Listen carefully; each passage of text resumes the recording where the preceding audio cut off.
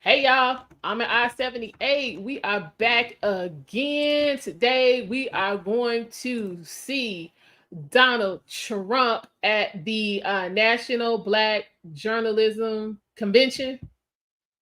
Apparently he's going to be part of a panel. It is going to be questioned by three Black female journalists. So this is definitely going to be interesting. But we are going to go ahead and get into this. Welcome, Eric. I appreciate your support. Hello, Maria. How are you? I'm glad you're stopping by.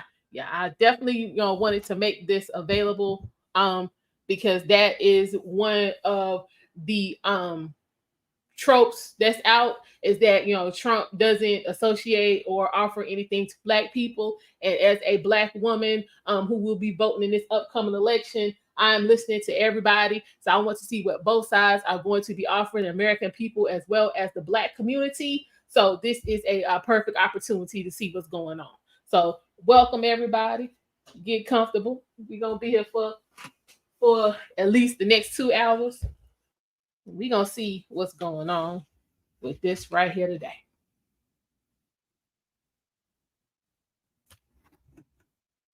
Let's see if we got any commentary from good old Fox. Nope, nothing yet. So, okay, so apparently it's just going to be the three panelists and then Trump. Let me see. Now, there has been, like I said, some backlash to the association inviting Donald Trump to participate in this panel. But again, y'all supposed to be journalists, and your job is supposed to be to get the information. So hell, who better to get the information from than the source?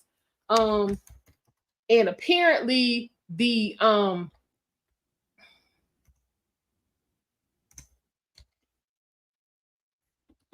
vice president of this particular organization has decided to step down because Trump was invited. I'm like, the hell kind of sense does that make? That makes no sense. There we go. That don't make no sense at all. Again, if you want to know about Trump, who better to find out about Donald Trump from than Donald Trump? And I would say the same thing for Kamala Harris. Who better to find out about Kamala Harris than Kamala Harris? So I don't see what objection you could actually have to this if you have any common sense.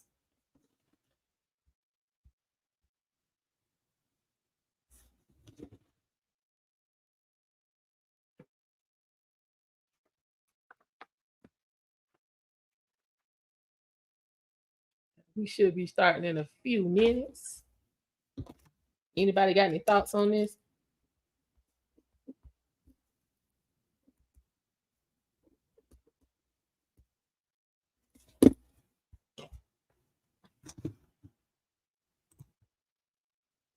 Oh, thank you for the super sticker, Eric. I truly appreciate you and all of your support, good brother. I appreciate you. I appreciate you. I appreciate you dropping in tidbits and information when we need it. I appreciate that. Okay. Also, we are going to be here on I-78 bringing you Donald Trump's rally that is going to be taking place this evening in was it Harrisburg, Pennsylvania? This is actually his first time back in Pennsylvania since the assassination attempt, which left him shot in the ear. So we will be bringing coverage of that as well. I am also tomorrow going to, because Kamala Harris is going to speak tonight. So tomorrow I'm going to focus on her. I'm going to show her speech from her rally last night in Atlanta, and she's actually going to be in Houston tonight speaking at a Sigma Gamma Rho event. So we're going to do both of those tomorrow. So definitely make sure you're back for that, because again, like I said, I want to make sure that everyone is getting the information from both sides. So when you vote, you can be confident that you've made, the best decision based on the information that you've had available. Last night we actually showed JD Vance in Reno, and it was interesting to say the least. For those of you who have been watching, I have been letting you guys know that I'm doing my research on JD Vance, because I honestly don't know too much about him. So I'm still currently working on that. Anybody got Netflix that want to let me use their password so I can watch this Hillbilly Elegy? Let me know. I would appreciate that. What's going on, big sis Bestie? Messy Michonne live in the house. Girl, I can't wait for your live tonight. Y'all be up there wilding out. I appreciate you hanging around to your meeting. I know how that goes. I know exactly how that goes. I've been freed from that, y'all. Yes, I've been freed from that. I'm currently awaiting my start date on a new position. I have been released from hell as of Monday. So I got plenty of time to get y'all this information. Listen, sis. I need to talk to you because there's so much going on. I need guidance. I ain't even getting ready to sit up here, and I need some guidance. I got to email you. Yeah, straight hell. Literally, y'all. I'll be 46 years old in like 13 days. I have never in my life experienced the level of disrespect to where you like y'all. I had a moment like Friday where I was like if somebody asked me, it was like, yo, how do you feel about your current place of employment? And the first thing that came to my mind was I feel ashamed to be associated with these people and ashamed that I've allowed these people to treat me like this. First thing came to my mind. I'm like, I can't. Thanks, big sis. Yes, my birthday's on the 12th. My granddad's birthday is Saturday. So I gotta figure out what I'm gonna do. This is gonna be my first birthday without my mama, so I don't know how that's gonna go.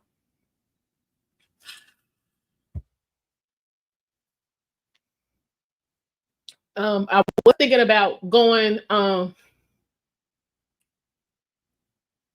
because Donald Trump is gonna be in Atlanta on Saturday, and that's like 3 hours for me. I was thinking about sliding down there, but I don't know. I ain't decided yet. Oh, thank you, Maria. I appreciate that. Thanks, big sis.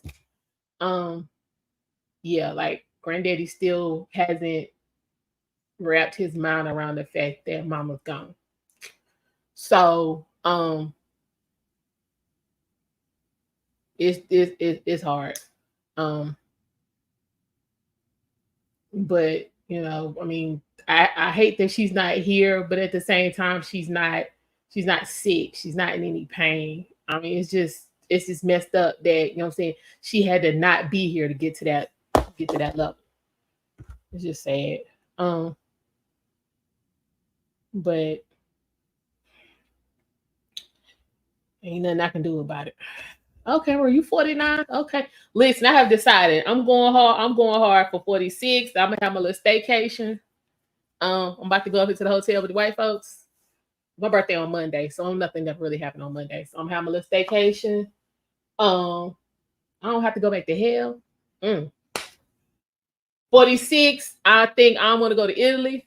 I mean, 47, I want to go to Italy. 48, 49, like I'm going hard so I get about 52. The Virgin Cruise Line just had nerve to send me a offer in the mail talking about we got some sale action going for the first half of first quarter of 25, and the second person gets 70% off. Listen, let me figure out where I'm going real quick, because see, that's adults only. They don't deal with kids, so I got to see what's happening. Second person 70% off. Just take the whole thing, split it in half, and let's roll. Child, I think because have you been on Virgin before, Big Sis? Yeah, Virgin a little high. That's why I was trying to catch them on the sale, because it was one that I was looking at. The regular price was like 5,400. It was down to like 16.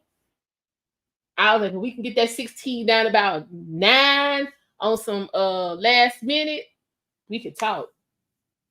Or either go ahead and schedule it now for this time next year. And I had that worked out. Because yeah, this new opportunity that I interviewed for yesterday, essentially at this point, I'm just waiting for them to make the offer. And we talking substantial increase over what was going on before. Yes, 40s is the new 30. Okay, I feel you, Maria. Yes. Hey, Mina. This is going to be, and that's what I was pulling up. Donald Trump is actually going to be on a panel. He was invited by the National Association of Black Journalists, and he's going to be interviewed by 3 Black females. I'm pulling them up because I saw it last night.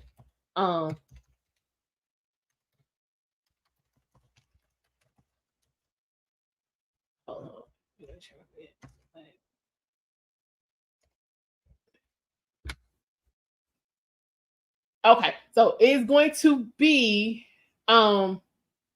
Harris Faulkner of Fox, Rachel Scott of ABC, and Kadia Goba, Semaphore. I think that's like a political journal.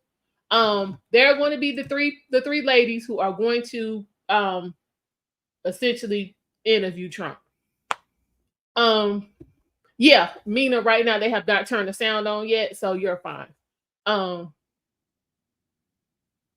This is what I'm talking about, Big Sis. Yeah, the color. Yeah, so the vice president of the association quit because they extended the invitation to Donald Trump.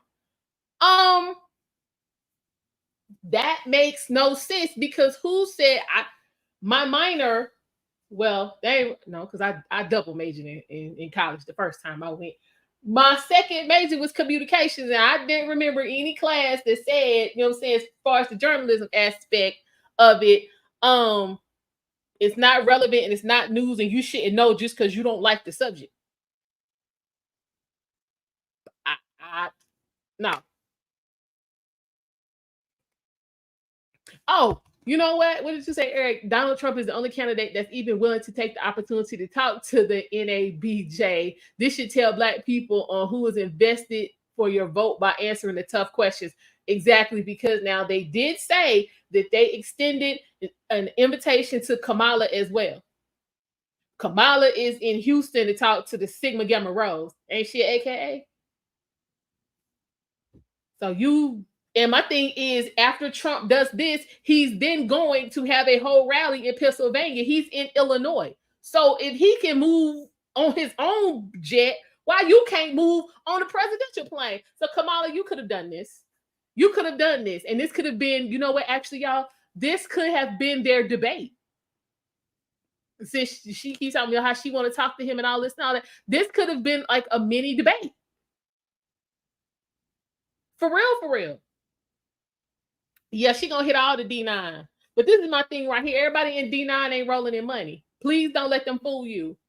I know some D9 folks right now that don't have a job. I know some D9 people working at Walmart. I'm talking about folk my age. So yeah, this whole situation ain't it. What you said, Beverly? Okay, I'm not defending Trump. I'm just stating some facts.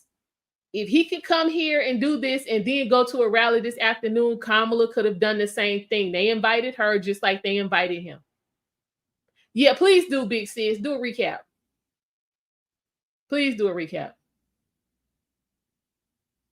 So again, my channel is here for information. We showing both sides. Now, you not in a space where you can listen to what's being said and use all this education that we as Black women supposed to have. I can't help you. So, okay, you want to recap. So, Donald Trump was invited, as well as Kamala Harris, to attend this National Association of Black Journalists conference that's being held today in Chicago. He accepted. So this is what we're waiting for this to take place. There's going to be 3 Black female journalists who are going to interview him. He's going to do this, and then he's going to Pennsylvania for a rally. Kamala Harris, who had the same invitation, same opportunity, she decided to forego this and go to Houston to talk to the Sigma Gamma Rho. So again, we don't know what he's going to say again. He was invited. He didn't say, you know what I'm saying, call me, I'll come. They asked him and they asked Kamala. But again, on my channel, we streamed the entire Republican National Convention, and they have really made an effort to ingratiate Black folk. So it was plenty of Black people there, and they was telling him about what they, you know what I'm saying, what they was going through, what they needed, and about, you know, what he was going to do to help. So again, if you want to know what somebody about, bring them where they can speak to what they're about. And that's what this gonna be. Big sis, I'm Facebook. I'm streaming to my Facebook. Hey Matt, how you doing? Who? Child, I don't have no idea. I have no idea, but Roland don't know nothing but Alpha. But I ain't gonna say that because Alpha's on my yard with on some other type of time. But I'm a hush. I don't think so. And they actually showed him getting off the plane. This stuff never starts on time. So if we actually start before 1:30, I will be shocked. Of course, I mean, all of them want your donations. Now, I ain't even gonna sit and tell you no lie, Eric. All of them want your donations. I mean, that's kind of the name of the game. I mean, at this point, if we're gonna be Kamala's playing catch up, because apparently she is not gonna get the whole war chest of money that was donated for Biden. So she's gonna get, I think someone said somewhere around 200 million or so. So she got to get into, you know what I'm saying, fundraise mode, because she kind of behind the stick. Whereas from what it looked like, Trump just got an open checkbook. It's just how people move. Y'all know how we do. So I mean, she got money coming in, she needed. So I mean, for this to, you know, her campaign to, you know, really pick up steam and be the force everybody expecting it to be, she need this money to keep rolling in. So y'all do what you do. I haven't donated 1 cent to either side. So Tommy, this is not a pro anybody stream. This is watch it for the information.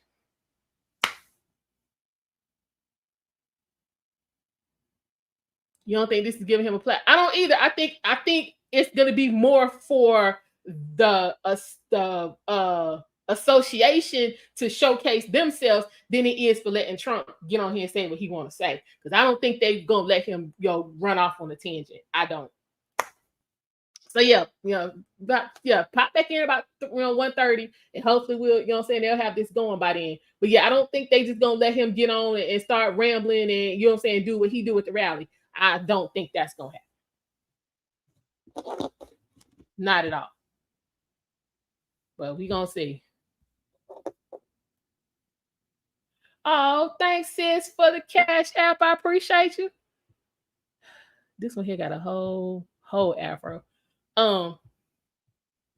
Yeah, I don't think this is gonna be the Donald Trump ramble session. I really don't. Hold on. Trump and the White House got him off 450,000 sealed indictments in the pace of federal system prepare for the EBS. What do you say, Tommy? Which party do I think is better for the country? Right now, and based on what people have been running on, I would have to say the Republican Party. As a Black person, the Republican Party, if they run true to half of what they saying, gives me the best opportunity to to be able to be compensated fairly for the work I'm putting in. See, the key is you got to work. You know what I'm saying? Everybody that pull yourself up by the bootstraps. I feel like at this point, based on what I've heard, the Republican Party gives me the best opportunity to do that.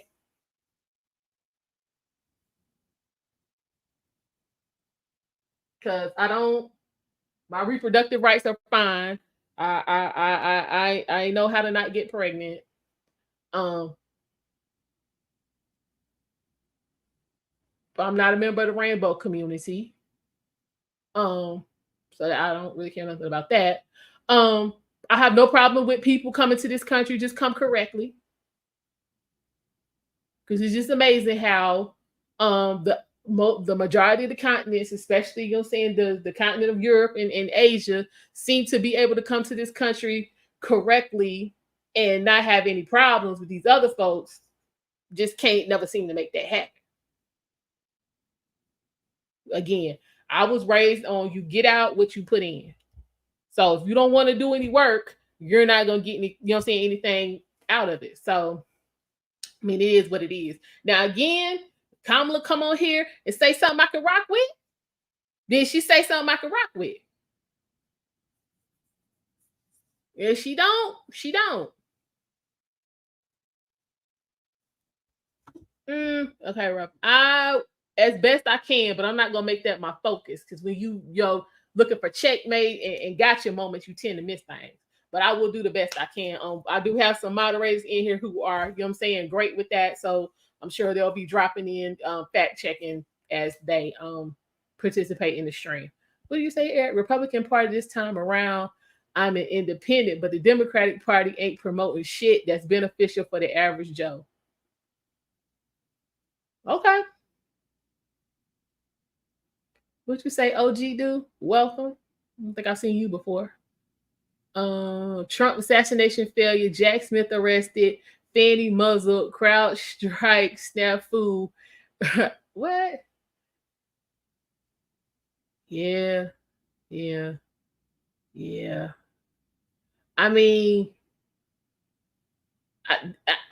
we've just seen so many things because again, I'm 45 in my lifetime that ain't nobody even never thought about. I mean, we had JFK, but he was already president. We ain't never really had somebody who was running for president and they got shots popping off at them. And then, when you get a little bit of the backstory, because for those of y'all who are new, I have been covering the hearings into the assassination attempt. So we had Kim, we had the FBI, we had the Senate version, we had the acting director. I've streamed them all. And just the negligence is crazy. But again, when you got agendas, you get out what you put in. You got folks showing up, and because you want things to look equal, but you worrying about the wrong kind of you worrying about equality that don't really exist. Men and women are not equal. Black people and white people That's the equality you need to be looking at. But we're gonna put that to the back burner and go straight to the men and women. Men and women ain't equal. If I go toe to toe with a man and we get to street fight and I'm gonna get my ass whooped straight up. And that's what it is. My only shot is to pull out some kind of weapon, but at that point, you don't have a fair fight. It's things they do, we can't do. It's things we do that they can't do. Accept that, play your part, and let's move on to something else. Because this whole quest for equality has got us in half of this mess that we in now. This man got shot in the ear because y'all needed a woman up there, but then she got in her feelings and was slipping on the damn job. And I mean, a half a millimeter, this man could be dead. We've seen brains flying all over the place. I'm just saying. What's the fight, Eric? Democrats can only offer symbolism that honestly don't do shit for anybody except a few individuals.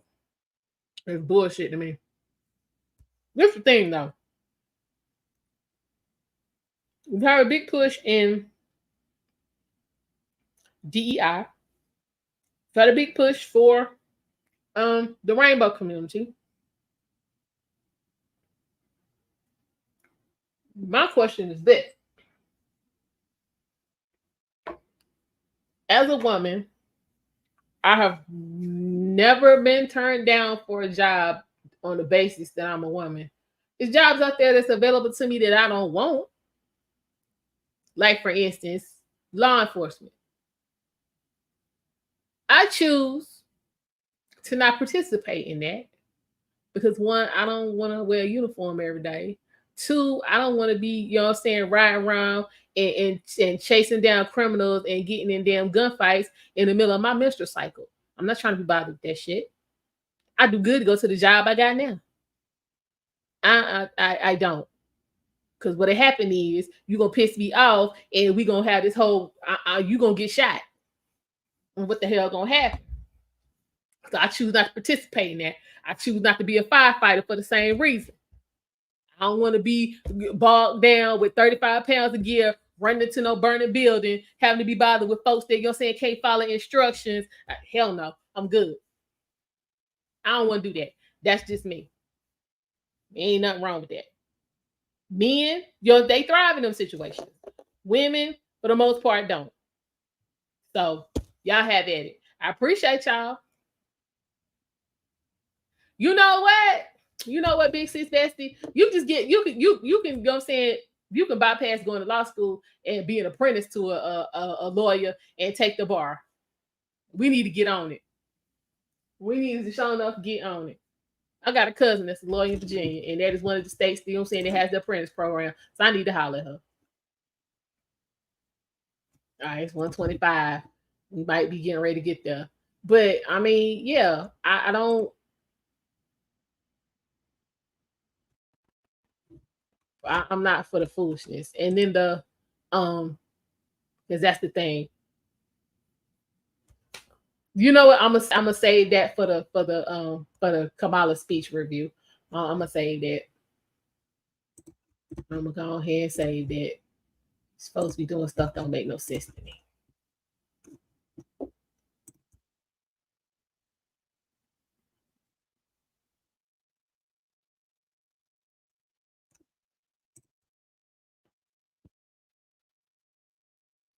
Take a YouTube class, start charging. Listen, do what you got to do.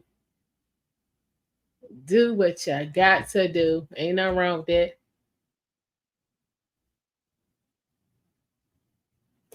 He back. Child. Later turn it back on.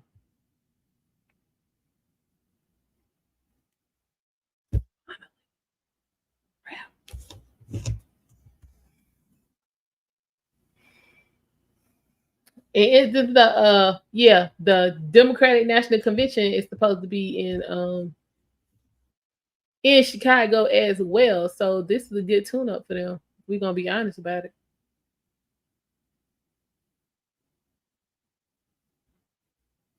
This is a good tune up. for them. Yeah, what kind of rates you gonna be charging, sis?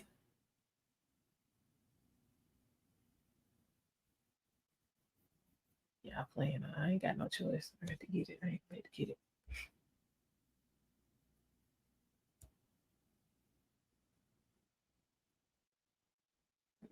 You can't get it up there. 6, 7.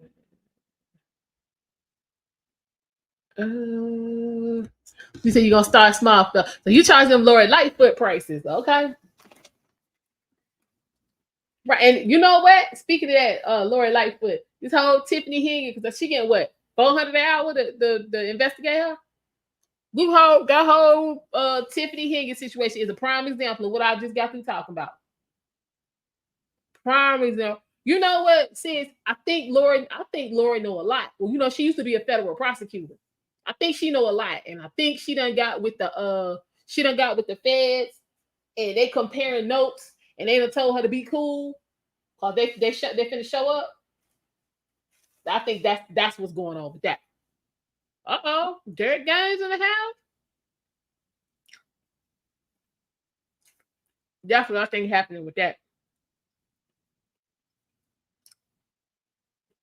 And she done turned over some of that info to the feds.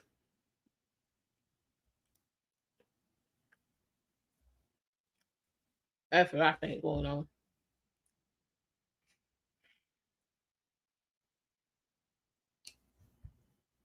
But you know what?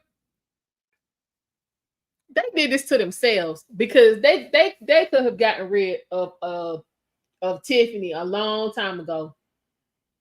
Yeah, it's late. You know how they do. We dealing with the colors. We ain't on time. So yeah, we technically late. Yeah, he got to get the right, exactly. And I'm just saying, hell, if they ain't know how to do it, all they had to do was watch Through the Fire podcast. He gave y'all a whole rundown of how to get rid of her. You need sis, you need to talk to him. You need to talk to him. It's something going on over there. It's something going on. But you know what I'm saying? He don't like me no more, so I can't. I don't know what's going on. Um, yeah, girl. I'm gonna email you. I'm gonna email you. I'm gonna email you. I'm gonna email you. It. I feel like we in the midst. We getting ready to mess around and lose one of the good ones. This is what I'm feeling about the situation. But I'm gonna email you, so be on the lookout. Um.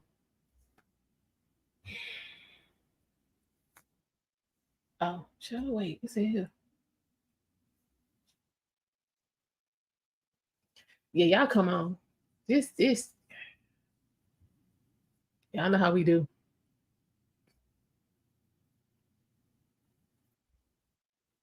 So I'm trying to use a different stream from the one I used yesterday because some people, saying, were either, saying, distracted or offended by the advertisements, the channel that I streamed off of, yet that I used yesterday for the Vance rally.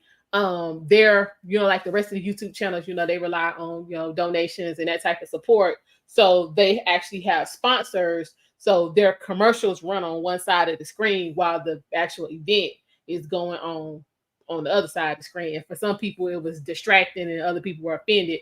So I didn't want anything to get in the way of folks, being able to pay attention to what was going on. So that's why I'm using this stream. So that's why it's quiet.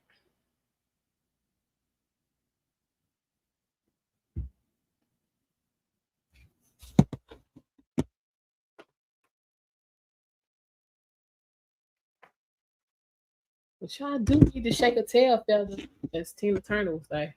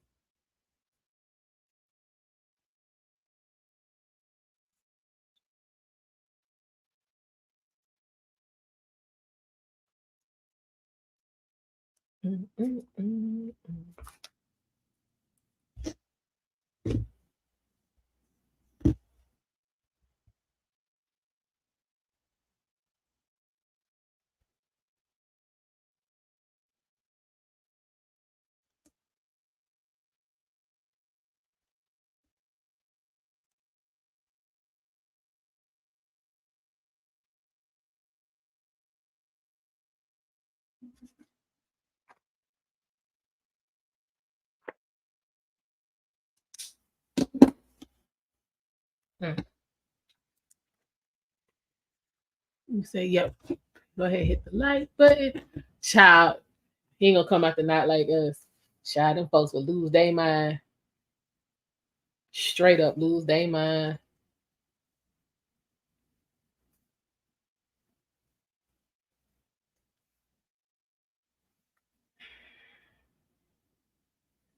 Be the lost they ever loved in my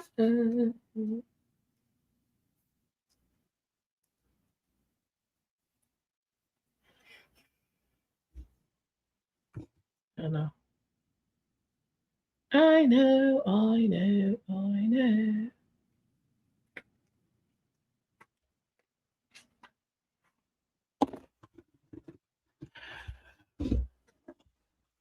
Let's get out some.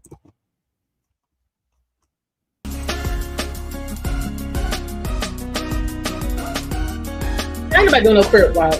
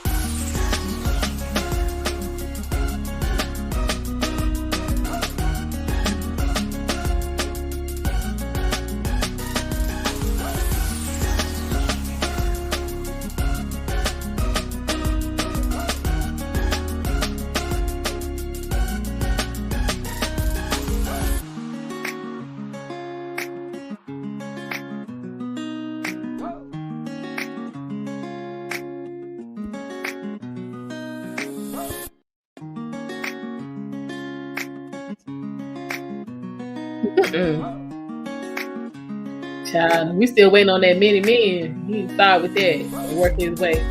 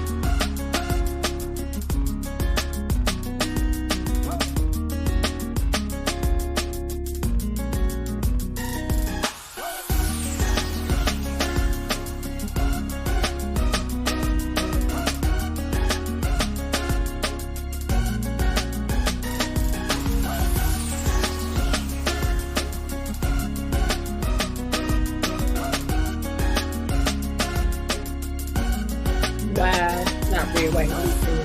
How you doing, like?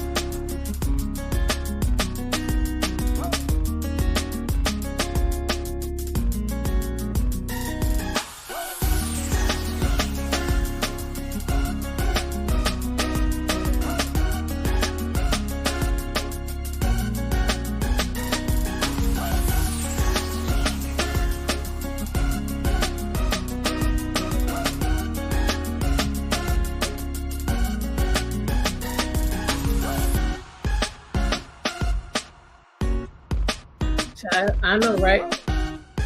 They stay late, Eric. Stay late. Yeah, we've been on since 1 o'clock.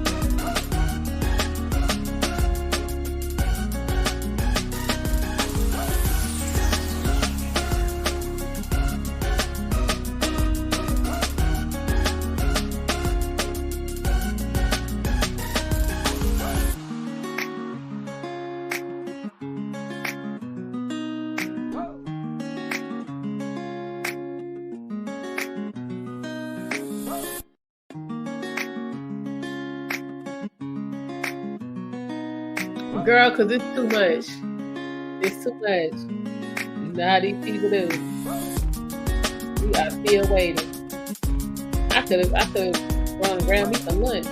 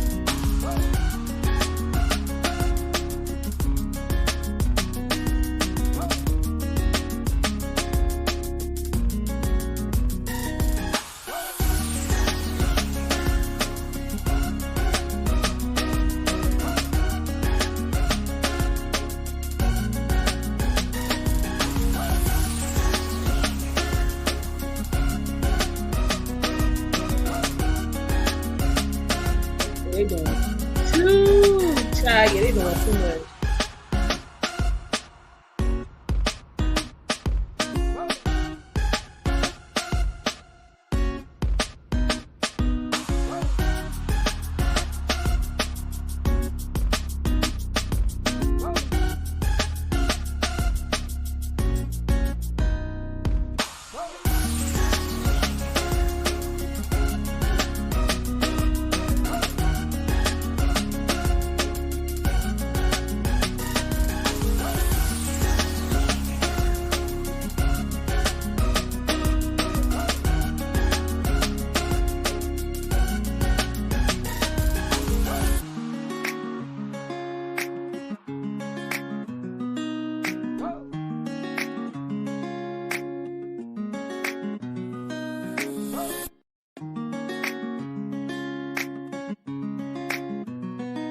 Yeah.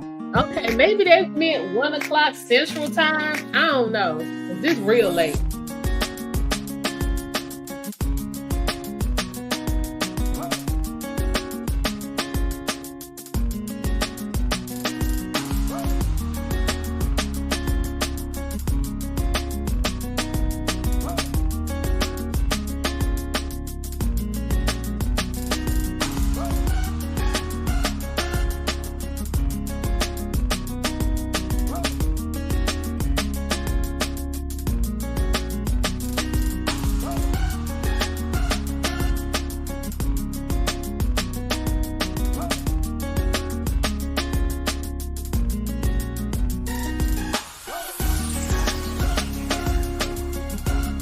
Anybody really knows anybody really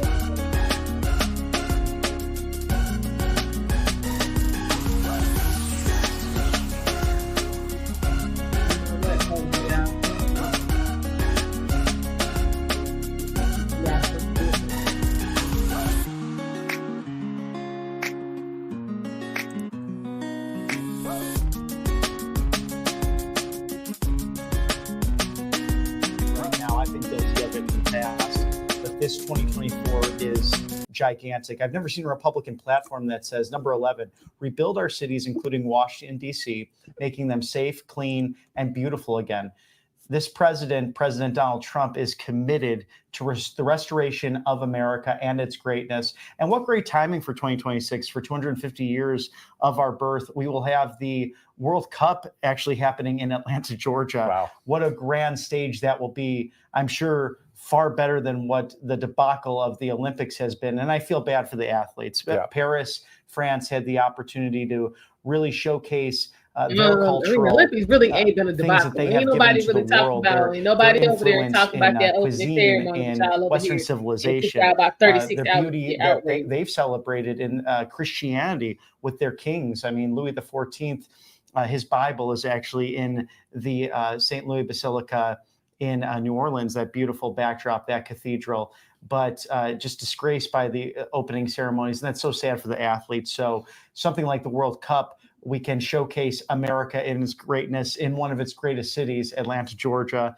I will be hoping to attend some of those activities with the soccer or football, if you will, called in other parts of the world. But it's important to do that because the other nations are watching. And that's what's been the debacle of the Biden-Harris administration, is these monsters in the world like Maduro, people like Kim Jong-un and Xi Jinping. I mean, these are tough people, and they need to be confronted with another tough person, and that's President Donald Trump, who clearly had peace through strength as part of the 45 agenda, hoping to turn that into Trump Force 47. Exactly. So no new wars under the first Trump administration, and moving forward, peace through strength. I mean, it was perfect through that first Trump administration. So wanting to see more of the same, of course, coming up, hopefully in November, and then Inauguration Day, January 20th. 2025. And we're talking about the GOP platform. And we have our favorites, right? I mean, all 20 are our favorite, right? But if I were to pick a few, number 7, I mean, your point was well taken, because you said, when would we see something like this where it's prevent World War III or end the weaponization of government against the people? How about number 7, defend our Constitution, our Bill of Rights, our fundamental freedoms, you know? Right. That's part of a platform, something that we really haven't had to think about for a long time. Well, and that's why I'm trying to coin it myself. I think he's the Federalist president. I mean, that's President Donald Trump is committed to the Bill of Rights. He is a states' rights president. And you'll hear on mainstream media that, oh, it's a dog whistle for this and that, but it's a bunch of hogwash. I watched some of CNN this morning, and I saw that they were talking about that. He had a recent interview, I believe, with someone who's attending this, Harris Faulkner, who will be in attendance today. Perhaps she is one of the MCs up on stage, but she interviewed President Trump the other day, and he said, look, these bad guys around the world are going to walk all over Kamala Harris. She's not tough enough. She's not well-versed. She's clearly has shown a disinterest in certain items you need to focus on as president. And he said they're going to walk all over her. Well, CNN tried to skew that as it's a dog whistle. Just a bunch of hogwash and a ridiculous thing that they're trying to put out there. I thought one of the more ridiculous things, too, is these white dudes for Harris. I mean, these celebrities who are obsessed with race and obsessed with dividing the country, it's really getting to the point of ridiculous, and to coin their term, weird. And to coin President Trump's term, fake news. Right. All of it. We see through the fake news media. Isn't that awesome? Now we see it more than ever before. A lot of us are awake, right? We're awake to what's happening on the left with the false narratives, all of the messaging, all of the optics. All right, y'all. Let me put out a public service announcement. This channel, RSBN, that we are watching this on, this is a Republican channel. So this is Trump all the way. We just need to put that out there. That does not reflect the views of Almondeyez 78. These are the views of RSBN. Instead of it, see, that's the thing, guys. We don't talk all the time. And then Paul and Nikki aren't talking all the time, and Vanessa. We kind of stay quiet and interview the people, and we want to hear from them. And that's the thing that we don't see much of on the main networks. Some of them actually copy what we're doing, to be honest, just stepping out there and trying to get the American, but we go all out with it. It's so important to do. We want to hear from you. We want to engage with you. And that's why we'd love for you to follow us on socials at RSBN, and go on to all the platforms, even those that did cancel President Trump, because as he says in his campaign, too big to rig, I think the messaging aspect is just as important as going to the polls and making a plan to vote, whether that be early or by mail or in person. And that's been a highlight of this campaign, but also getting involved in all of this information sharing. We were speaking earlier about Butler, Pennsylvania, and the terrible events that happened there with the assassination attempt. But now we have this footage being released of the local police making a perimeter around the would-be assassin. You see different situations where Secret Service has testified that they were not in communication with local law enforcement. And there are many holes, many gaps that we're still learning and trying to figure out. Investigations coming forward to put out what is forthright. And it's only done because we all have these things. We all have phones and cameras and the ability to share information faster than ever before. So it's important to be on multiple different platforms. A lot of questions to be answered out of the Butler, Pennsylvania incident. And then, of course, we know that President Trump and the campaign and the American people will show up in force and be happy to do so when President Trump returns to Butler, PA for another rally, which he did say he's going to do on Truth Social. Speaking of Truth Social, Dan Scavino posts that President real Donald Trump is wheels down in Chicago. So that post was about 9 minutes ago. So we're thinking maybe around 15, 20 minutes ago is when he actually landed. And then, of course, on his way, if not already in that building right there in Chicago, as we await President Trump to take the stage there in this convention. Again, this is a pretty awesome convention because it has to do with journalism, right? And boy, do we need some reform in journalism. It's called Tell the Truth and let people share their opinions across the country. And then on top of that, it's the National Association of Black Journalists Convention. Okay, so we do want to thank one of our great sponsors here, Chuck Defense. This is a dietary supplement, has probiotics and power greens. It's called Morning Kick. Well, Chuck Norris, this guy, man, he's kicking. All right. He's doing great. chuckdefense.com/Trump. I'll look up one of the Chuck Norris jokes while you share with the people what's going on. I appreciate that. It's always ever evolving online with that. But how is this guy still in his 80s and still kicking butt? I mean, he is even shockingly stronger, can work out longer, and has plenty of energy left over for the grandkids. And he did this by just making one change, going with his new product. He says he still feels like he's in his 50s. His wife even started doing this one thing too, and she's never felt better. Says she feels 10 years younger, and her body looks leaner. And she says she has all the energy all day. Of course, he's made this special video with President Trump that you can find on chuckdefense.com/Trump and by clicking that video. Exactly. So you see that information there on the screen. And, you know, outside of this sponsor, some of the Chuck Norris so-called jokes, my college buddy sends me them once in a while, some of these. Chuck Norris can dribble a bowling ball. Chuck Norris plays Jenga with Stonehenge. Or how about Chuck Norris is able to slam a revolving door? So kind of fun there. And Matthew, do you know that Chuck Norris's tears actually do cure cancer? Wow. But sadly, he never cries. There you go. There you go. One more real quick. When Chuck Norris lifts weights, the weights get in shape. So anyway, it's just fun to look them up. Some dry humor there for you. I know you're not tuning in for a comedy show, but you know what? Again, President Trump is very comedic when he's up there on the stage sometimes. Obviously shares with us all of the strong points of Agenda 47, the GOP platform. We understand what's going on in the country. He understands it. But boy, I'll tell you, laughter is needed. And so make comedy great again. Bobby McNeely.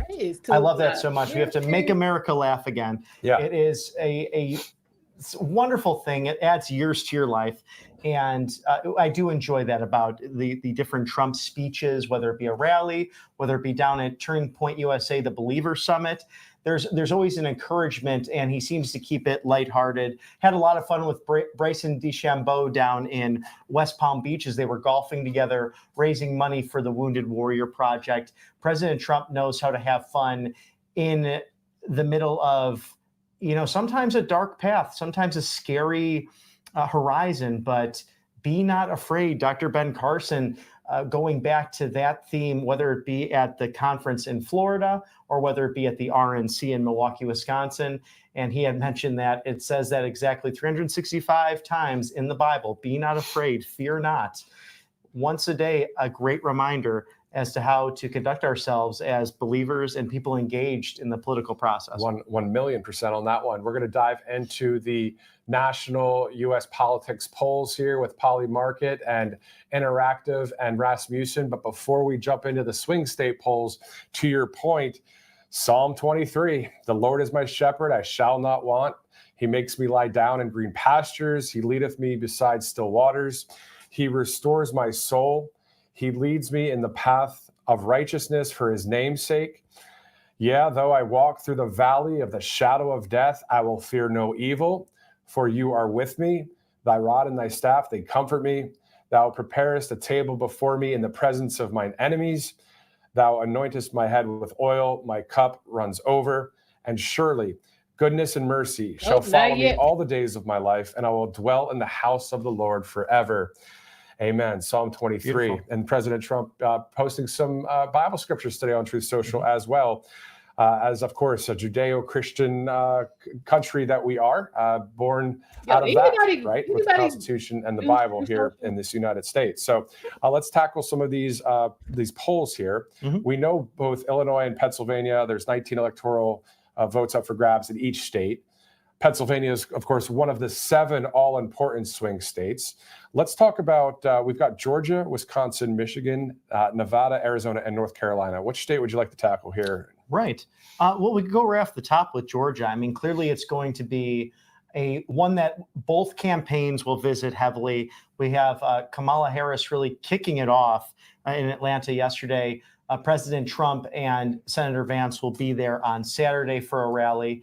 And this is an interesting state. Many people have moved there in the last decade or so. Of course, it's had really an immense amount of growth since its last Olympics in 1996. and an area that has gone more purple. It was interesting to watch the 2022 election.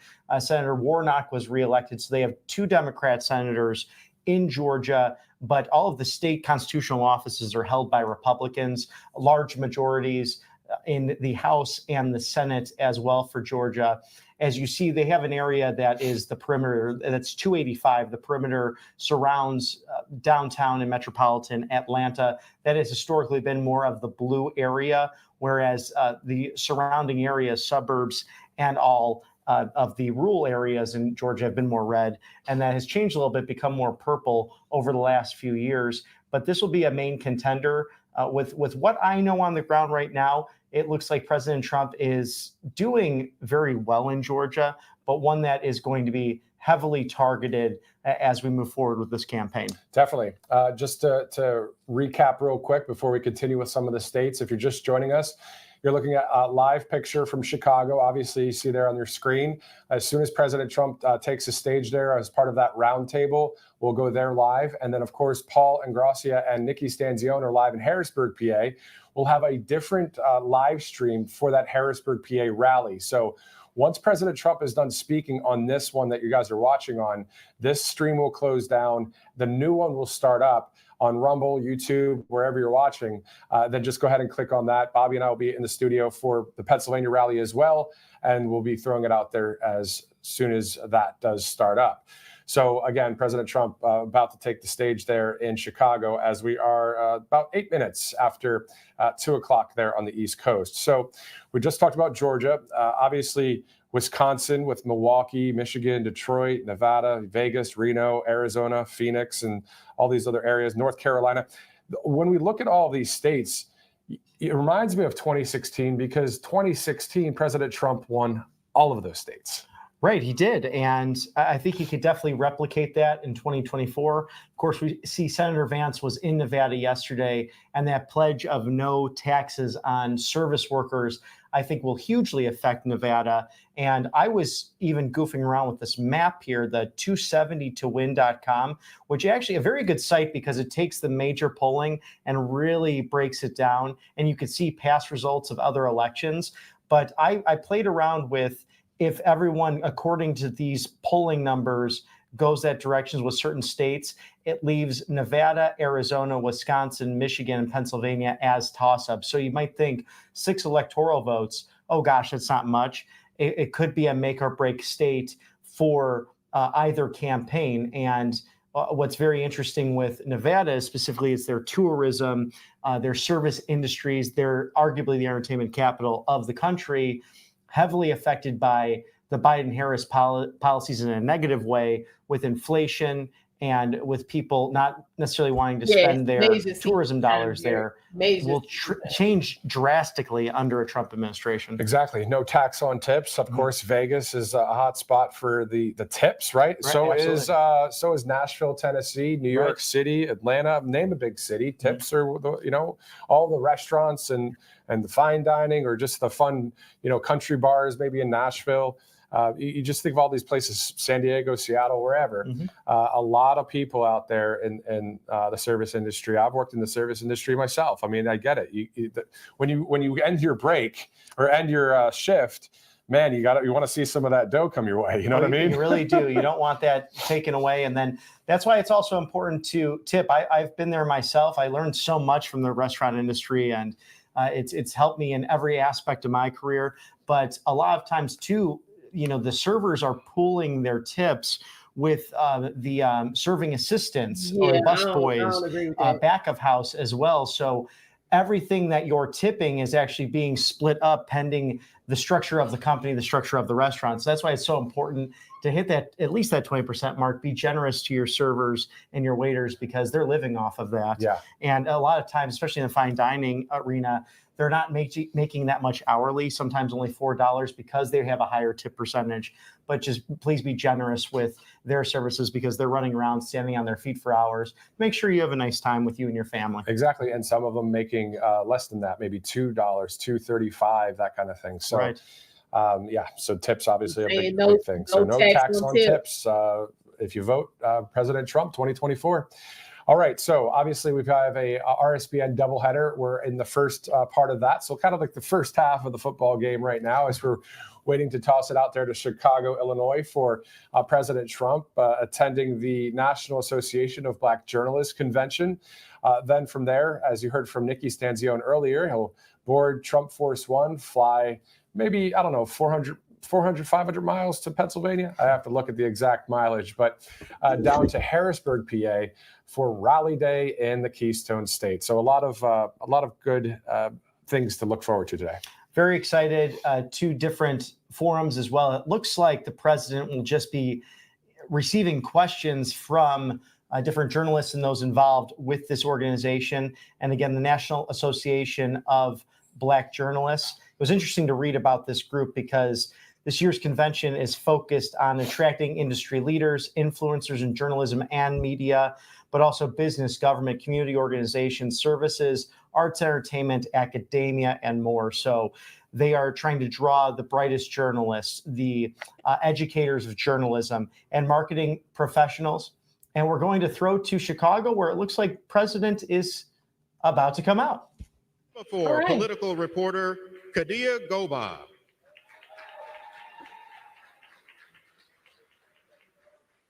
And anchor of the Faulkner Focus and co-host of Outnumbered on Fox News, Harris Trump's Faulkner. Media, the whole network that was built by some Republicans who decided they wanted to get, make sure the information was being dispensed correct.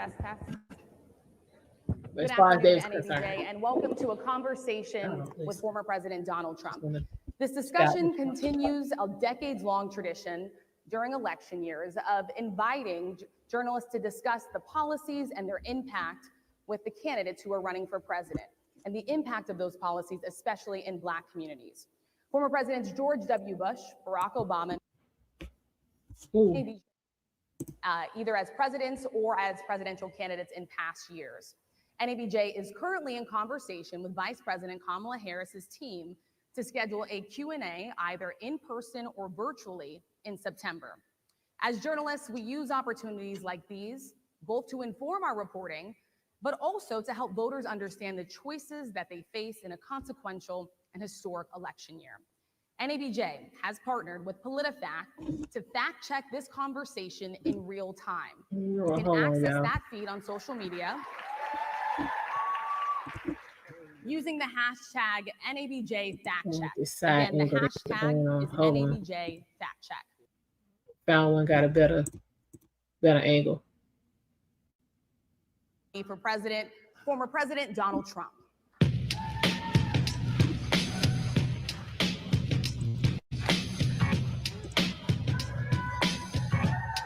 There we go. And they're actually in Alabama. They're not there in Chicago with him. Mr. President, we so appreciate you giving us an hour of your time. I want to start by addressing the elephant in the room, sir. A lot of people did not think it was appropriate for you to be here today. You have pushed false claims about some of your rivals, from Nikki Haley to former President Barack Obama, saying that they were not born in the United States, which is not true. You have told 4 congresswomen of color who were American citizens to go back to where they came from. You have used words like animal and rabid to describe Black district attorneys. You've attacked Black journalists, calling them a loser, saying the questions that they ask are, quote, stupid and racist. You've had dinner with a white supremacist at your Mar-a-Lago resort. So my question, sir, now that you are asking Black supporters to vote for you, why should Black voters trust you after you have used language like that? Well, first of all, I don't think I've ever been asked a question so in such a horrible manner. First question. You don't even say, hello, how are you? Are you with ABC? Because I think they're a fake news network, a terrible network. Okay. And, yeah. I think it's disgraceful that I came here in good spirit. I love the Black population of this country. I've done so much for the Black population of this country, including employment, including opportunity zones. Yeah, black that Senator unemployment Tim was at an started in South all-time low under Carolina, Trump. which is one of the greatest programs ever for black workers and black entrepreneurs. Done so much. And, you know, and I say this, historically, black colleges and universities were out of money. They were stone cold broke. And I saved them and I gave them long-term financing, and nobody else was doing it. I think it's a very rude introduction. I don't know exactly why you would do something like that. And let me go a step further. I was invited here and I was told my opponent, whether it was Biden or Kamala, I was told my opponent was going to be here. It turned out my opponent isn't here. You invited me under false pretense. And then you said, you can't do it with Zoom. Well, a black woman got to run first. Where's Zoom? She's going to do it with Zoom, and she's not coming. And then you were half an hour late, just so we understand. I have too much respect for you to be late. They couldn't get their equipment working or something Mr. was President, wrong. I would love I think if you it's can a answer the very question on nasty your question. rhetoric. He has I answered have the question. answered He the told you what question. he did for the black I community. have been the best president for the black population since Abraham Lincoln. Better than my No, answer. that ain't, no, hold up. Johnson, who signed the Voting Bill Rights Clinton Act. was You the to man. start Hold off up the now. question Wait a and minute. answer period, especially when you're Wait a 35 minute. minutes late because you Hold couldn't on, get your Trump. equipment to work in such a hostile manner. I think it's a disgrace. I Let really me do. let I me think just it's ask a follow-up, disgrace. sir, and then we'll move on to other questions here. Some of your own supporters, including Republicans on Capitol Hill, have labeled Vice President Kamala Harris, who is the first Black and Asian American woman to serve as vice president and be on a Not major party black. ticket, as a DEI hire. Is that acceptable language to you? And will you tell those Republicans and those supporters to stop it? How do you define DEI? Go ahead. How do you Yeah, define she Diversity, got a whole equity, lot. The question was at the yeah, end. go ahead. Is that what your definition? That is Give me a literally the definition words. then. Would you give me a definition DEI. of that? Give me a definition. Sir, of I'm that. asking you a question, No, a you very have to direct define question. it. Define it for me, if you I would. just defined it, sir. Do you believe that Vice President Kamala Harris is only on the ticket because she is a Black woman? Well, I can say no. I think it's maybe a little bit different. So, I've known her a long time indirectly, not directly, very much, and she was always of Indian heritage, and she was only promoting Indian heritage. I didn't know she was Black. Because she until not. a number of years ago when She not. happened to Don't worry turn about it. Black, and now she wants to be known as Black. So I don't know. Is she Indian or is she Black? She has always But you know identified what? as a Black I woman. respect No, she has either not. one. No, she I has respect not. either one, but she obviously doesn't, because she was Indian all the way, and then all of a sudden she made a turn and she became a Black person. Just to be clear, sir, do And you I believe think, that she is somebody should look into that too when you ask continue in a very hostile, nasty tone. It's a direct question, sir. Do you believe that Vice President Kamala Harris is a DEI hire, as some I really Republicans have don't said? know. I mean, I really don't know. Could be. There are some, and there are plenty. I know this lady right over there, Harris, is a fantastic person who just interviewed me at length. And we had a great interview, I think, and I heard you got very good ratings on that. Well, you interview. told me it was the longest one of your life, so we had a good discussion. Look, I want to talk about why you're here today. I mean, it is not lost on us how divided we are as a country. And as Okay, you were so coming it just today, sounds we like you really have got your to mind see that made we up. were So I'm just divided not along really the understanding lines of race, what the along point the is. lines of gender. And there is this question of, in this moment where we are, why come here? What is your message today? My message is to stop people from invading our country that are taking, frankly, a lot of problems with it. But one of the big problems, and a lot of the journalists in this room I know and I have great respect for, a lot of the journalists in this room are Black. I will tell you that coming from the border are millions and millions of people that happen to be taking Black jobs. You had the best. What exactly is a Black job, sir? A Black Let's job not is echo. anybody that has a job. That's what it is. Anybody that has a job. All right.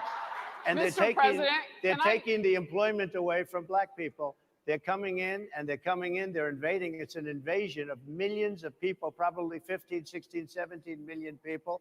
I have a feeling it's much more than that. And everybody's been seeing what's happened. The first group of people, the Black population, is affected most by that. And Kamala is allowing it to happen. She's the border czar. She's the worst border czar in the history of the world. There's never been a border czar like this. She's never even essentially been. She said she was there once, but not the right part of the border. So she was a border czar. She's done a horrible job. These people are coming into our country and they're taking Black jobs and Hispanic jobs And frankly, they're taking union jobs. Unions are being very badly affected by all of the millions of people that are pouring into our country. And one thing, as we discussed, many of these people are coming in from mental institutions, from prisons, from jails. They're gang members in other countries. Other countries are setting loose their prisoners. They're opening up their prisons and their mental institutions, and they're taking their bad people, drug dealers, gang members, and they're bringing them into the United States. And by the way, their crime rate is going down, and our crime rate is going to be a disaster. In typical us fashion, we couldn't ask the questions for throwing the insults, and he called it right out. Communities. And I say that plural because we live in communities of color that are different. We're not all the same. We don't vote the same. We don't think the same. Sure. It's not monolithic. So as you come here today, I want to talk about something that bursts, and this is the weight of the inflation. They got their paperwork. Usha's not an immigrant. She was born in California. Data. Let's be clear about that. Usha was born in California. She's not an immigrant. Her parents were. And people who are seeking counseling for being in credit debt. They're paying for food that is sky high on their credit cards, and now they can't pay that off. The credit counseling nonprofit MMI, as I said, is saying now that they've seen surges that they haven't seen since we were in a pandemic of people in financial trouble. Much of that falls on the shoulders of single moms, single Black moms, when you look statistically. Yeah. How do you turn it around? What's your plan for the Black community when it comes to money? So, first of all, it's very hard to hear you for whatever reason because of the fact that they have bad equipment, because I guess, this woman was unable to get the right equipment. But it's very hard for me to hear you, but I can hear every other word. It's very difficult, actually. But so I don't know if they can fix it or do something with it, but I'll do the best I can with it. The inflation is absolutely destroying our middle class, our working class, virtually every class. Inflation is a disaster. His plan is to take your ass to work and quit having babies. So they don't want to hear that. It breaks every country. And we had, in my opinion, the worst inflation we've had. They say it's 58 years, but I think it's much more than that. It's been devastating. And if you just take a look at a lot of things they don't include. They are in Illinois. Interest rates went from 2.4% to 10%, and you can't get the money.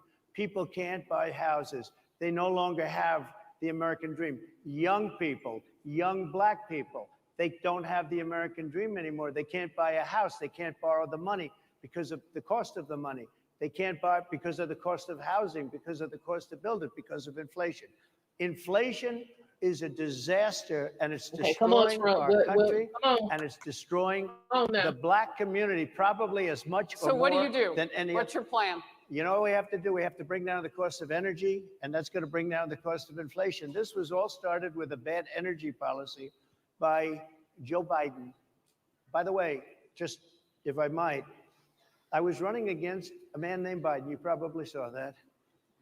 And he was losing very badly in the polls. And then he had a rather bad debate. I would say it was a bad debate. I would say it was one of the worst debates in history. And his poll numbers crashed. We already know that's a lot.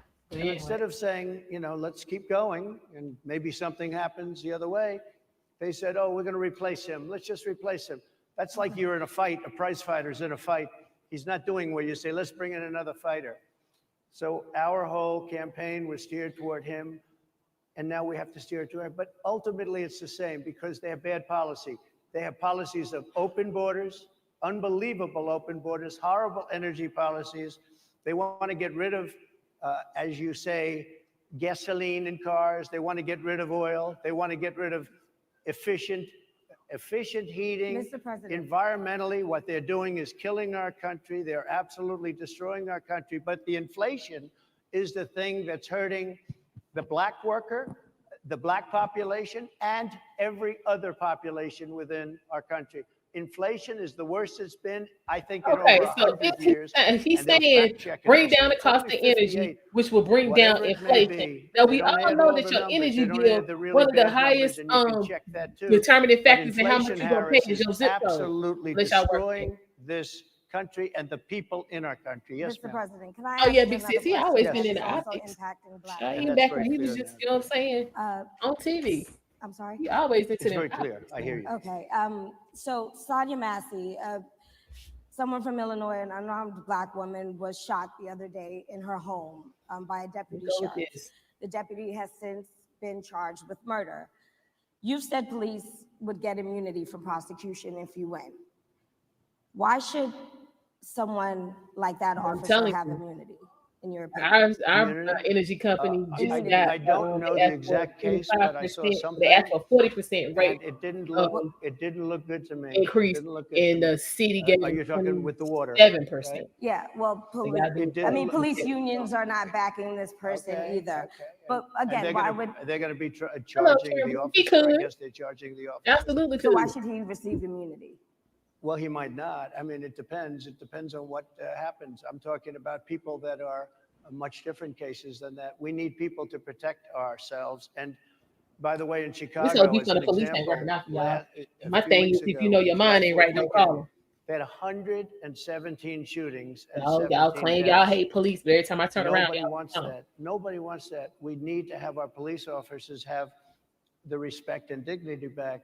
In this particular case, I saw something that didn't look good to me. I didn't like it. I didn't like it at all. So can you get a little more specific back to the immunity question? Who would make those well, right now, for the most part, people are protected by their unions, by their police unions, or by their police departments. But I'm saying if I felt, or if a group of people would feel that somebody was being unfairly prosecuted because the person did a good job maybe with crime, or made a mistake, an innocent mistake. There's a big difference between being a bad person and making an innocent mistake. But if somebody made an innocent mistake, I would want to help that person. What would those exceptions be? What would determine you go after somebody and it's a very close first thing you need to do is look at what happened, and then you need to look at their record. The policeman's life. Y'all be asking for cut and dry, and then when you get cut and dry, you bitch about it. Sometimes you have less than a second to make a life and death decision, and sometimes very bad decisions are made. That's why I don't want to. I ain't got to worry about me signing up. I don't want no parts of it. None. Made a mistake. So I want to follow up really quickly. I find it interesting because you do talk about reining in prosecutors, especially when it comes to prosecutors that are prosecuting you. Why doesn't that skepticism apply to law enforcement? Well, I've been prosecuted because I'm a political opponent of two people that have weaponized our justice system. I've been prosecuted. I just won the big case in Florida. Everyone said that was the biggest case. That was the most difficult case. And I just won it. Now, Biden has a similar case, except much worse. I was protected under the Presidential Records Act. Biden wasn't, because he wasn't president at the time. And he had 50 years worth of documents. And they ruled that he was incompetent, and therefore he shouldn't stand trial. And I said, isn't that something? He's incompetent and he can't stand trial, and yet he's still president. Isn't that nice? Mr. President, but they released him on the basis that he was incompetent. They said he had no memory, and he was a nice old guy, but he had no memory, and therefore we're not going to prosecute him. I won the case, and it got very little publicity. I didn't notice ABC doing any publicity on it, George. We covered you extensively, sir. I'd love to move over on to I different didn't notice topics you now. do any publicity on it at all. I won the case, the biggest case. This is an attack on a political opponent. I have another one. It's like Kamala should have found Sir, her. if you don't mind, I'd love to. We have you for a limited time, sir. I'd love to move on to different topics. Excuse you. You're the one that held me up for 35 minutes, just so you understand. If we can move on now to the state of the race, sir, I want to get back to the campaign. Senator J.D. Vance is your running mate. He's had a lot of controversy lately, and I want to read you a few things that he has said. As a man, I can respect you. He said the Democrats running the country are a bunch of childless fat ladies who are miserable at their own lives and the choices they've made, and so they want to make the rest of the country miserable too. He's not talking here about how great it is to be a parent. He's attacking what he says are the choices people are making. What's going on, Red Illusion? Did you know that he had these views about people who do not have children before you picked him to be your running mate? And do you agree with him? No, I know this. He is very family oriented, and he thinks family is a great thing. That doesn't mean he thinks that if you don't have a family, it's not. I know people with families. I know people with great families. While we waiting for him to speak in Pennsylvania. And I also know people with no families. They didn't meet the right person. Things happen. You go through life, you don't meet the right person. But he's not just talking about families here. He also says that people that don't have children should get less votes than those that do. I'm just speaking. Is that your I think I'm speaking for him too. I don't remember He that part. I got to believes look in that up. family, but I know people with great families. I know people with not great families that don't have a family. And the people without the family are far better. They're superior in many You know what? cases. You got a point, okay? Kimberly. You He's got a not whole saying point. they're not. What he's You got a saying is point. that he thinks the family experience is a very important thing. It's a very good thing. But that doesn't mean that if you grow up and you grow older and you don't meet somebody that would be wonderful to meet and would have been good, that that's a bad thing. He's not saying that. My interpretation, you'll have to ask him actually, but my interpretation is he's strongly family oriented, but that doesn't mean if you don't have a family, there's something wrong with it. Just Mr. one last President? point, and then we'll move on. Just one of the Talk bedrock about them damn principles cat ladies. of American life is That one shit was person, funny. one I'm vote. sorry. Senator J.D. Vance has suggested that someone who has children should have more votes than a person who does not have children. I just want to be clear here. Is that the position of your campaign? Well, no, but it's not something I have ever heard before. I can tell you this.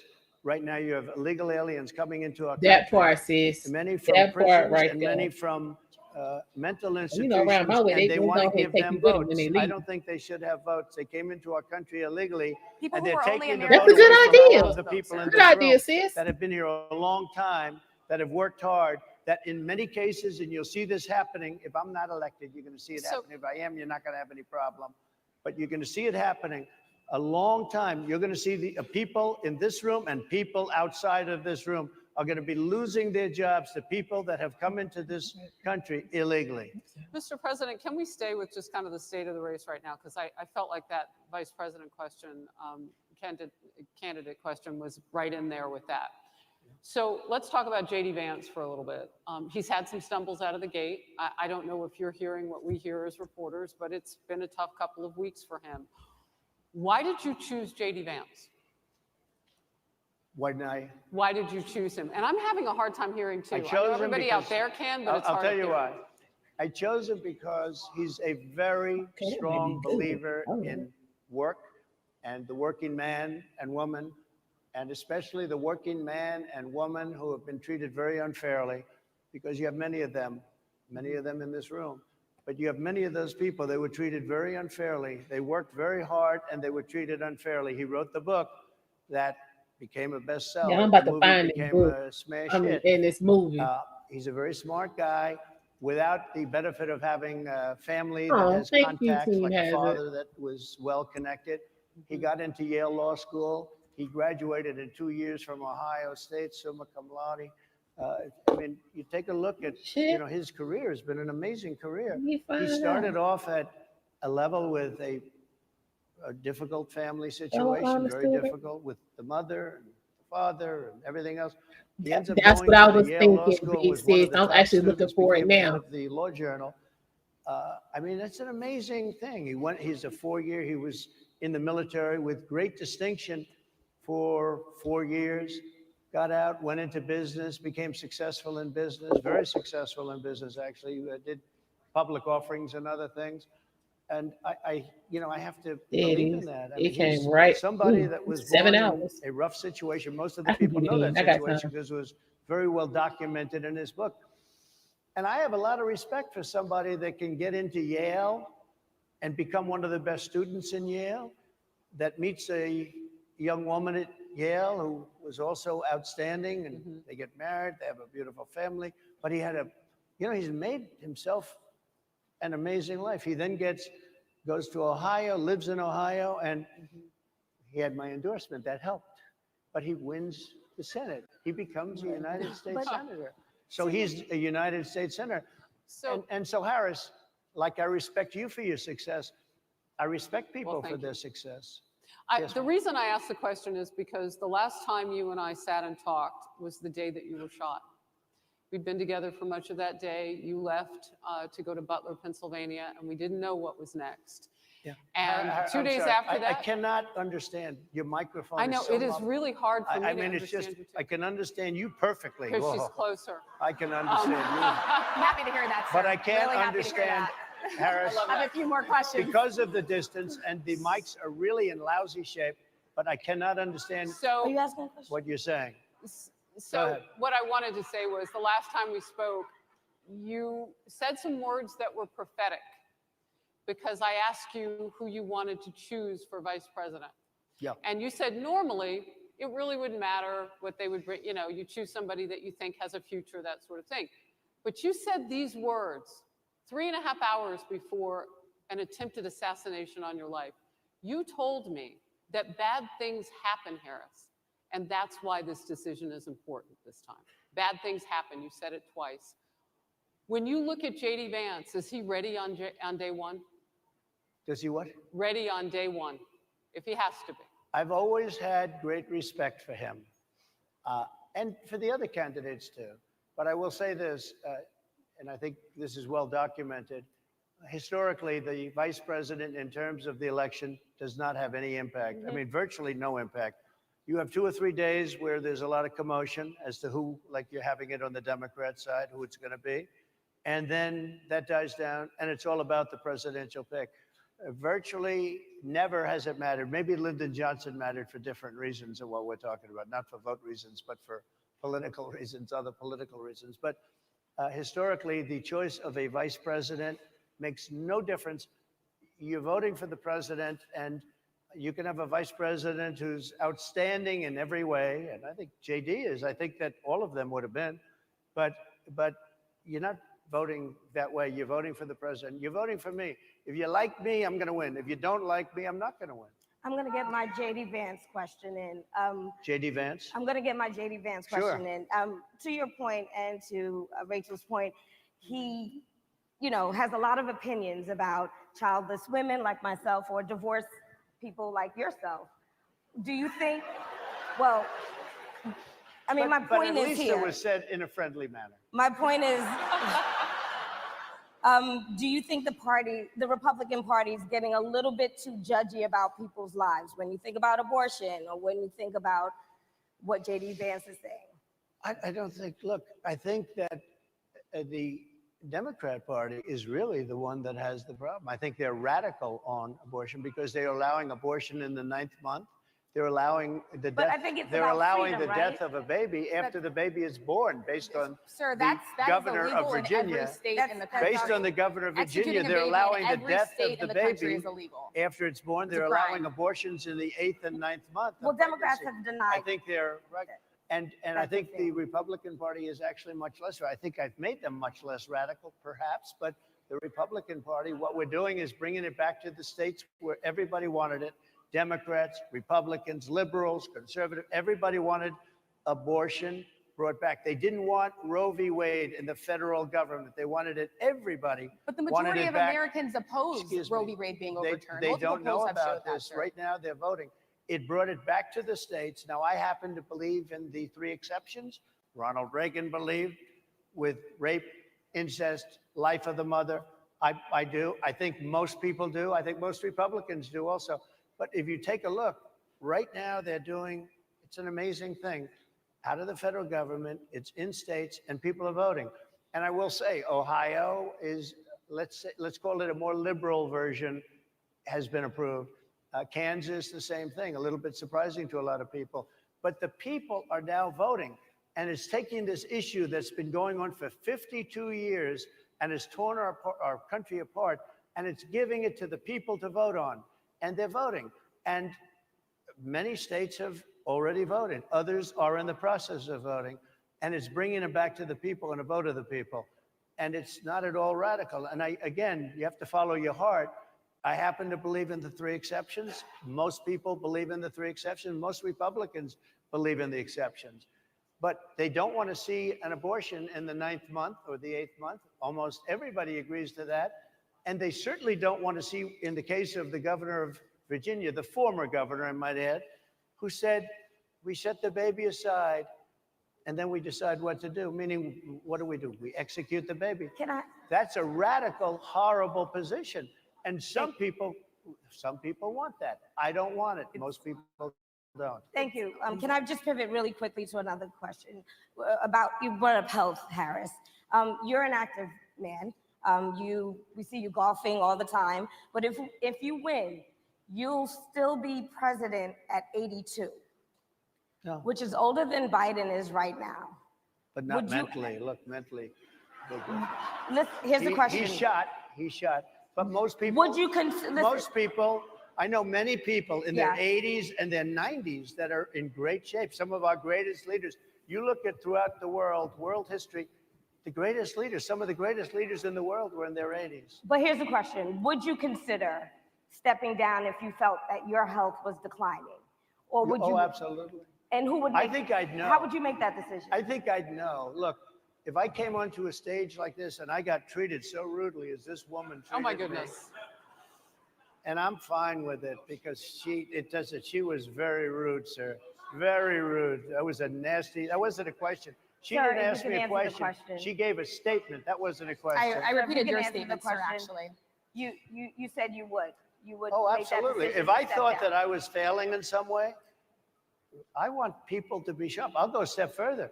I want anybody running for president to take an aptitude test, to take a cognitive test. I think it's a great idea. And I took 2 of them and I aced them. Well, I took 2 of them. But let me ask you. Yeah. I would like to have people running for president. And I don't mean because they're 75 or 85. I think anybody running, I'd like to do it. People say it's not constitutional. I would like to have something passed where you can do it. I think we should know. I mean, I've watched what's happened in the last couple of years under this gentleman, and our country is a mess. We have inflation. We have the millions of people falling in. We have Afghanistan, which was the worst, most embarrassing moment in the history of our country. What he has done to our country, and her too, what they've done to our country, she has been a horrible vice president. She's considered the worst vice president in the history of our country. Don't mean to interrupt you, but would you consider taking the cognitive test? Mr. President. I would love to and do make it. it public? Well, I've already taken 2 of them, but I'll do it again. Mr. I President, suggested, how do you intend to? I suggested, Harris, that let's take one. I said, Joe and I will go and take a cognitive test. Now, I'd do it with her too. I would do it with her also. You know what? She failed her law exam. She didn't pass her law exam, so maybe she wouldn't pass the cognitive test. Are Mr. President. you saying she wouldn't pass? Just to be clear, I'm just giving you the facts. to be clear, you don't think I'm Harris just would How do pass you it? intend, She and didn't look, pass her bar exam, and she didn't think she would pass it, and she didn't think she was going to ever pass it. And I don't know what happened. Maybe she passed it. She did pass it. There's a She man did- over she here. did I in think fact pass he it. must work for Mr. her. President, I would love to ask you about January 6th. You've called yourself the candidate of law and order. When Time Magazine asked you if you would consider pardoning all the rioters, you said, yes, absolutely. Sure. You called them patriots. 140 police officers were assaulted that day. Their injuries included broken bones, at least 1 officer lost an eye, 1 had 2 cracked ribs, 2 smashed spinal discs, another had a stroke. Were the people who assaulted those 140 officers, including those I just mentioned, patriots who deserve pardons? Well, let me bring it back to modern day. Like about 5 days ago, we had an attack on the Capitol, a horrible attack on the Capitol. You saw the people that were protesting and spraying these incredible monuments, bells, lions, all these magnificent limestone and granite with red paint, red spray paint that will never actually come off, especially in the limestone. It will never, I'm a builder, I know about this stuff. It'll never, you'll see it in 100 years from now. They viciously attacked our government. They fought with police. They fought with them much more openly than I saw on January 6th. What's going to happen to those people? What's going to happen to the people in Portland that destroyed that city? But sir, my question is on those. What's going to happen to my the people question is that on tried those to burn rioters who assaulted Excuse me. officers. You have to Would ask, you pardon what's those going to people? happen? Oh, absolutely, I would. You If would they're pardon those- innocent- If they're innocent, I would pardon them. They've been convicted. And by the way, the Supreme Court just under. Hey, let's go back and use black They were people, convicted by black a people very, logic. Just because you convicted very don't mean tough you system. guilty. They were. How come? the That's what people y'all be that talking tried about for to burn down Ron Rico Minneapolis, and how come the Quantavious and people them? that took over a large percentage of Seattle? How come nothing I'm happened to confused them? about how y'all How come do the that. But people sir, we're that- talking about how people come that the were people- seen We're beating talking officers about with a particular flags, group of dragging them thousands down of the stairs. They're on They video. Have you were seen that Capitol, video, but you sir? couldn't convict the whole They You country. would shot- pardon those. You would pardon those rioters? They shot a young Hello, lady in the face family and facial who hair. was Welcome. protesting. They This shot don't her make in no the face. sense. You If know, it was nobody that good, the died whole that day. country You would have do been know over there. that. But people died in Seattle. Nobody died, but people died in 140 Minneapolis. officers Do you know were people died in assaulted that Minneapolis? day. And nothing happens, and nobody ever talks, and nothing happens to those people. But you went after the J6 people with a vengeance. Let me know. And I'll tell you what about the cops that were, and I'm all for the police, as you know, But what about the police that are ushering everybody into the Capitol? Go in, go in, go in. What about that? Look, nothing is perfect in life, but you have people from Minneapolis. You have people just from 5 days ago in Washington, D.C. They were having fist fights and fighting with the police. They were spraying and destroying. They were desecrating our monuments in Washington, D.C. 5 days ago, and nothing happened to them. And you can't have two systems of justice. That's why they went after me as a political opponent, because they felt they couldn't win without doing that. And we're going to win our cases and we're going to be vindicated. But I have to spend a lot of time on that and money. That's what they want. After the election, they won't care. Although in my case, I think they probably will. Never seen somebody get convicted and turn around as a political opponent. That's never happened in our country before. And it sets a terrible, terrible precedent. That's a hell of a spell to put on somebody. I need to know how to do that. What's your first thing? What do? I close the border. And I do two things, because I can do a lot of things simultaneously. I close the border. We don't want people coming in. We want people to come in, Harris, but they have to be vetted. They have to be checked. They have to come in legally. We want people, not that paperwork. But they have to be vetted. They have to be checked. So when you say, what do? That, and I drill, baby, drill. I bring energy way down. I bring interest rates down. I bring inflation way down, so people can buy bacon again, so people can buy a ham sandwich again, so that people can go to a restaurant and afford it. Because right now, people can't buy food. Your grocery bills are up 40, 50, 60%, right? She's agreeing to me. Oh, she's agreeing. Thank you. I like you very much. Mr. President, I think we are. But it's true. Your grocery bills are up. And then they're mandating that you buy an all-electric car. You know, Elon Musk endorsed me, and he's a friend of mine. He's a good guy. He's a smart guy. But I'm against everybody having an electric car, okay? I'm very much against that.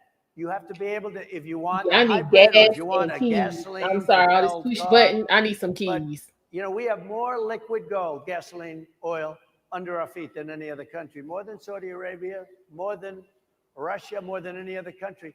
I want to use it. I want to use what we have.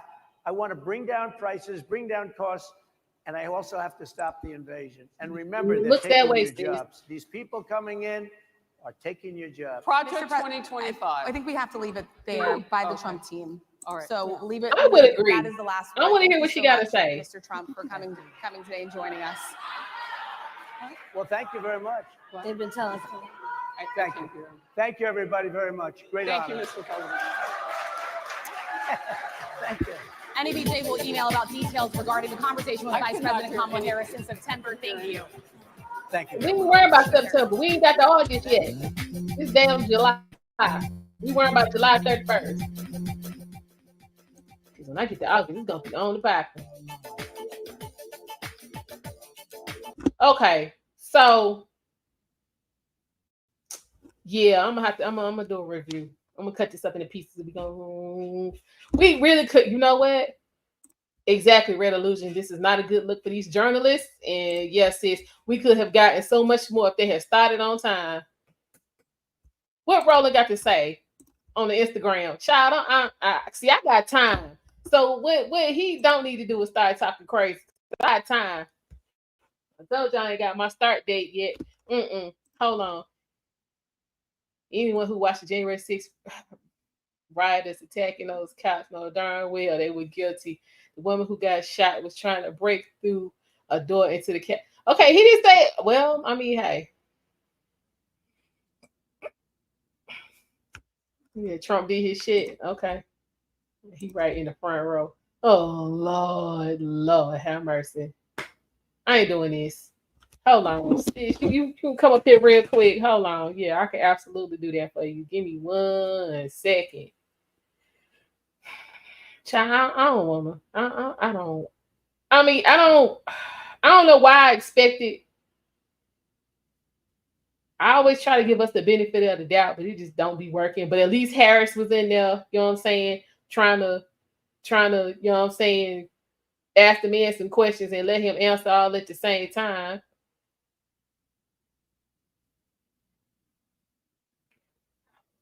Pin that real quick. All right, sis. Okay. Moja 247, he a blatant liar. If that's what you got out of that, then I mean that's what you got out of that. But thank you for the super chat. You're welcome, Maria. Not a problem. Like I said, we will be broadcasting his rally in Harrisburg this evening as well. I want to see what he says about what just took place. Hey, sis. I'm on mute. Can you hear me? I hear you now. Yeah. All right, cool. What's up? What's up? Good job. Good job. Thank All right, you. let's talk about it, child, because I can't even believe that I actually sat here and I'm not upset after listening to Donald damn Trump. Okay. So let me just say, first of all, I'm proud of him for at least doing that and sitting down with these people. You can, from what I could see, because I only watched it on your channel, and I know you're doing it vertically, but from what I could see, I could feel the oozing of the attitude coming off of these daggone people, at least the woman in the blue anyway. Yeah. And started this thing 35 minutes late, and then gonna have the nerve and the audacity to talk about, you know, what he needs to do and how he needs to, they don't have enough time. That's on y'all. Can we do anything on time? I'm black too for anybody that's here, so I can say it. Can we do anything on time? I don't know. But so, again, what? Okay, you knew your equipment wasn't together, so you knew this is going to be behind. So just push everything else, because again, when are you really going to have another opportunity to sit down with Donald Trump and find out what you want to know? Exactly. And then you got rolling right there after all that running off at the mouth, after all of that carrying on about, oh, how dare you do this, and people dropping their membership. They shouldn't let them come the F back in. And that person that resigned, don't even talk to me no damn more. How you going to call yourself a damn journalist and you don't even want to talk to everyone? This proves my point. This proves my whole point of what I've been saying about you coloreds and the fact that y'all don't want to listen to anything but yourself. You can't even listen to the other side. This is an opportunity to tell or talk to this man about whatever you want to talk to. We know how he gonna act. We know how he acts. We know how he acts. Y'all should have been prepared, journalists. Y'all should have been ready, journalists. You shouldn't have had Dalton damn mics, journalists. You should have been on time, journalists. You should have been prepared at the right times to interject yourself, journalist. Child, why are we better journalists than the damn people that went to school to be journalists? Child, I have no idea. I guess that's my communications degree seeping through. But again, so somebody says something in the chat about this might have gone a bit better if it had been black men. And my thing is, yeah, black men are black people, and this is supposed to be an association of black journalists. Y'all can find not one brother. Well, Roland was talking all that smack, so I'm sure nobody. Up there. I know he wanted to. I don't care what he say. I know he wanted to. He just mad because he wasn't chosen at the end of the day. That's always the case with him. And probably they didn't want to do it, or they scored the coup, meaning the women there, they scored it. So they said, we gonna do it. So you can't say 1 minute we want everyone to be equal, and then the next minute we doing this for black women can do this, black women can do that. Then you turn around talking about how come no men were up there? You can't have it both ways. Shut up. I'm sick of it. Well, I think that was Eric Jordan that said that. He was like, yo, what happened to the black men? So I'm like, you know what? I agree with that. But something else he just said a minute ago, he said that all of them were biased. Actually, the one that was would have been on y'all's left with the coral colored Harris Faulkner, wasn't. That's long neck. Yeah, she wasn't. Them other two, the one in the blue and the one in the black, yeah, they just want to come in and try to get their ish off. But I mean, but you missed it though, sis. In the very beginning, the one in the blue, her first question was basically started out with accusatory statements, her opinion, and then she stuck the question in on the end, and he jumped right on her. He was like, first thought that was disrespectful because that wasn't really a question, that was your opinion. But since you wanted to go there, he was like, why would you do that? But I guess I should have expected it. So here's your answer. Good for him, and I can't wait to see it. But how are you going to be a journalist? Where can we please go find all the deceased real journalists? Barbara Walters, can you come back, please? Because people, that part right there. These people are not. Soledad. What so? Can we get Soledad? Even her at this, she's still alive though. She will at least let you talk. Listen, how you gonna be? So they thought that they was gonna come on here and get a gotcha moment. I wasn't directing that to you, EJ, because I've seen other people say that. Roland being the main person, because he's on my Instagram timeline, carrying on about how no men were invited up there, and somebody else said it too. And it's like, well, did you do anything to get this interview? You said you would never talk to Donald Trump, so why would they invite you? Like, you can't be flip floppy all the damn time. Y'all look crazy. Y'all looking crazy. Right. But again, as a journalist, how can you say I would never invite, you know what I'm saying, a particular person, especially if they one of the biggest news items that you got going?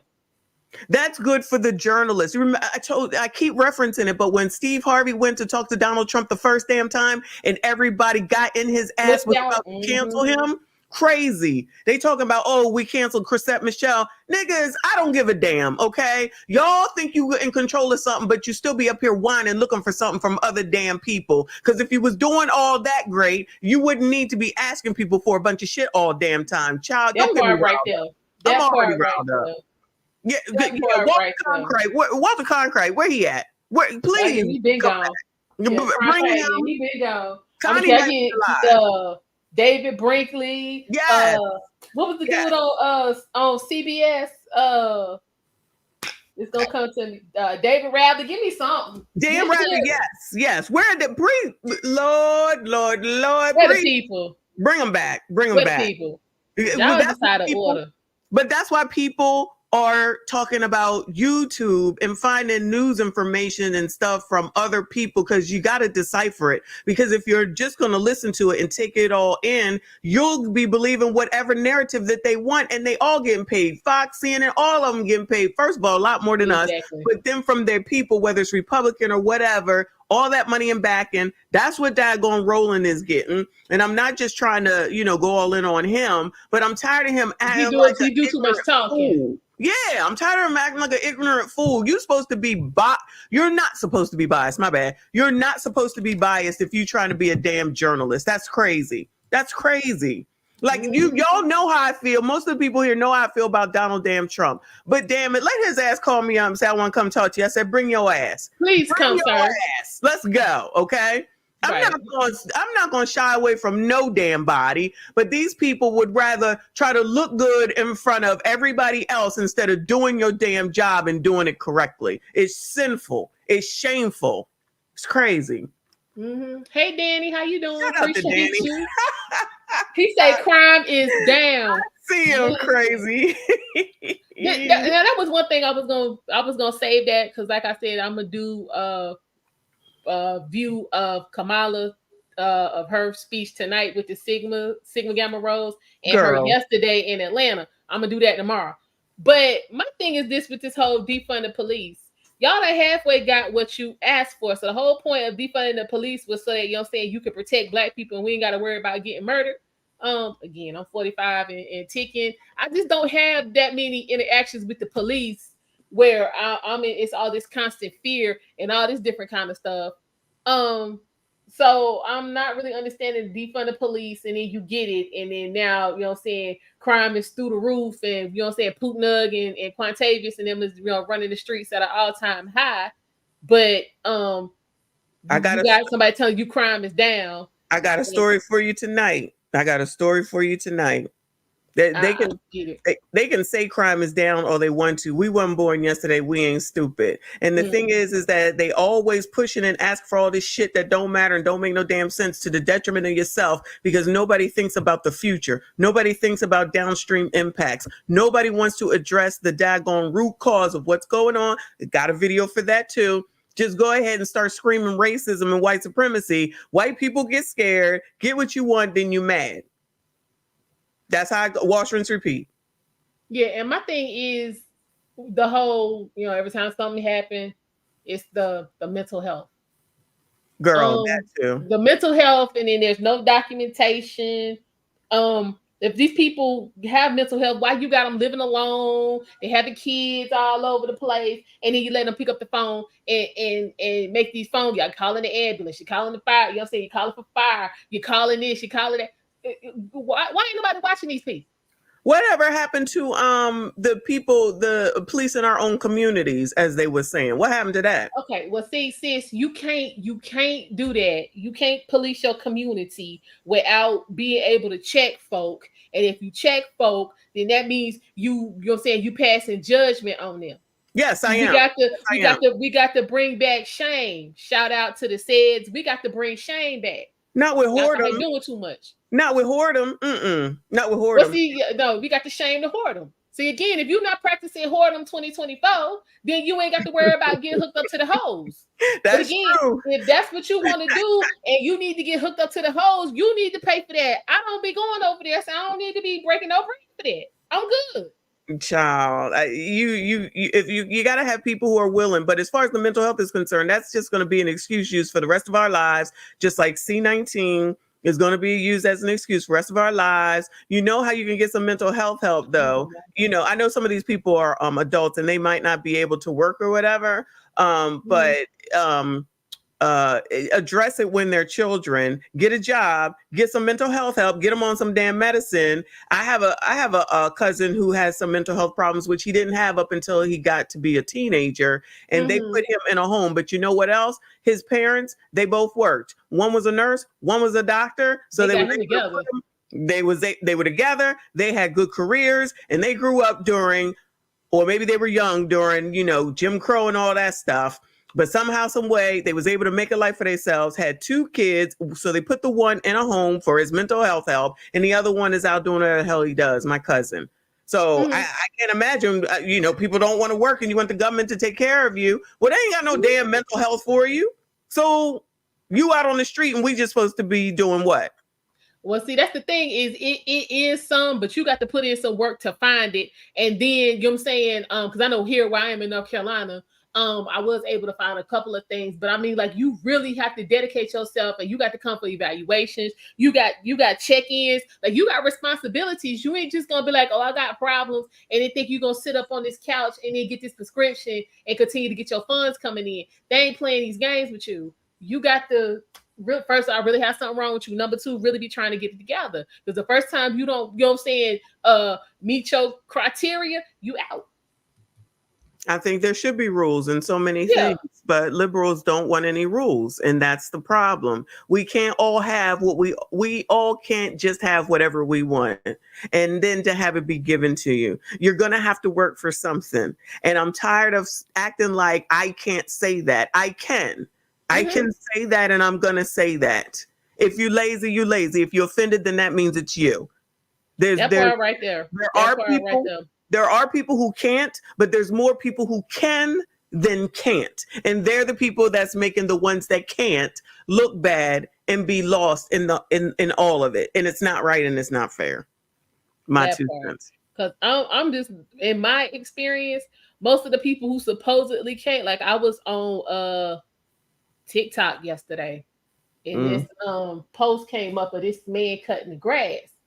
And like, he would push a little bit and then he would stop and you're saying feel it. And I was like, well, why is he doing that? As soon as I said that, his wife started talking. She was like, yeah, I came home and found my husband cutting the grass. She was like, I know y'all would think, you know, that's what men supposed to do. She was like, but my husband's blind. He was born blind. I was like, are you for real? Oh, straight in the backyard cutting grass blind. Oh, good for him. Because people can do things, and he's married. Wow. Good for them. And I know people that's legally blind and they act like they can't wash their ass good. Like, what y'all doing? Child. Anyway, let me go because I got to finish my work day. I'm cheating right now. But shout out to you. Good job. Shout out to you, hon. I'll talk to you later. Shout out to everybody in the chat. All right. Bye. Bye. All right, y'all. Yeah, that was good to chop it up with my big sis real quick. So yeah, y'all, what you say? If you lazy, you lazy. I love it. What's wrong with working for yours? Absolutely nothing. But I'm gonna talk about this real quick. They only care about the Black community every 4 years when we get ready to vote. I could say that for one side. But again, you gotta, you know what I'm saying, as Black people, gotta take some responsibility on that as well. If all we asking for is tokenism and twerking, then hell, you only need that every 4 years when it's time to vote. We gotta stop talking about what somebody's gonna do for the Black community when we ain't asking them to do nothing. Now, we just had 3 Black women sitting in front of Donald Trump, who is probably gonna be the next president of the United States, and they ain't ask him for shit for Black people, not nothing. So I don't want to hear none of that. Ask for something, not what you gonna do, what you need.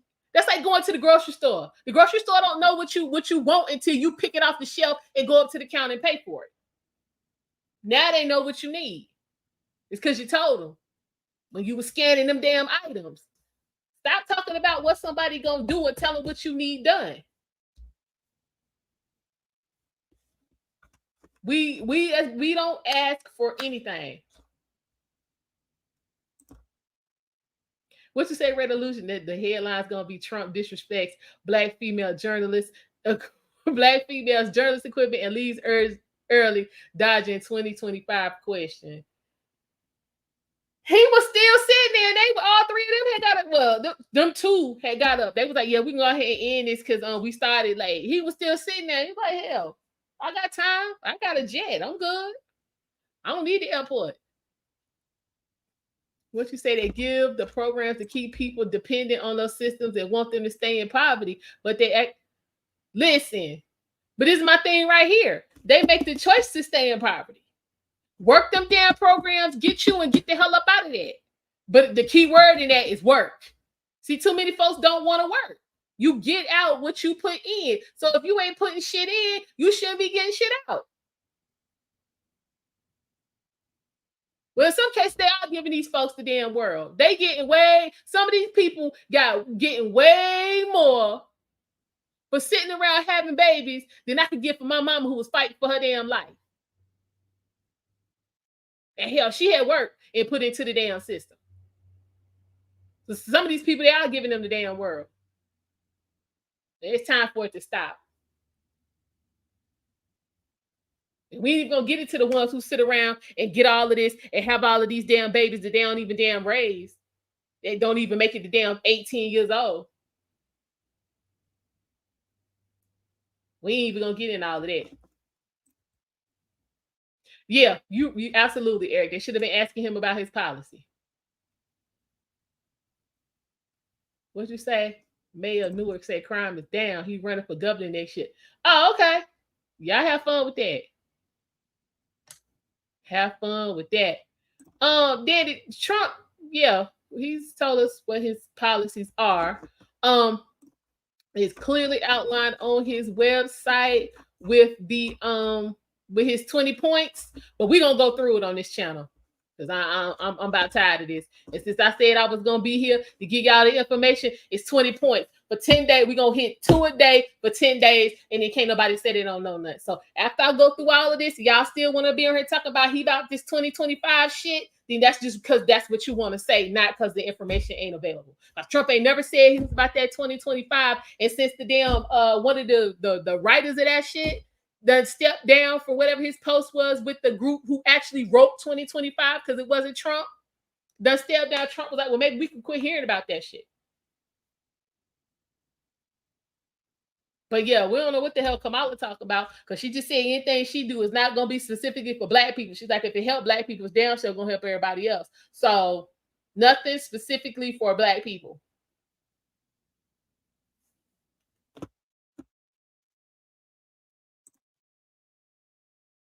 Yeah, they love to ask what you going to do.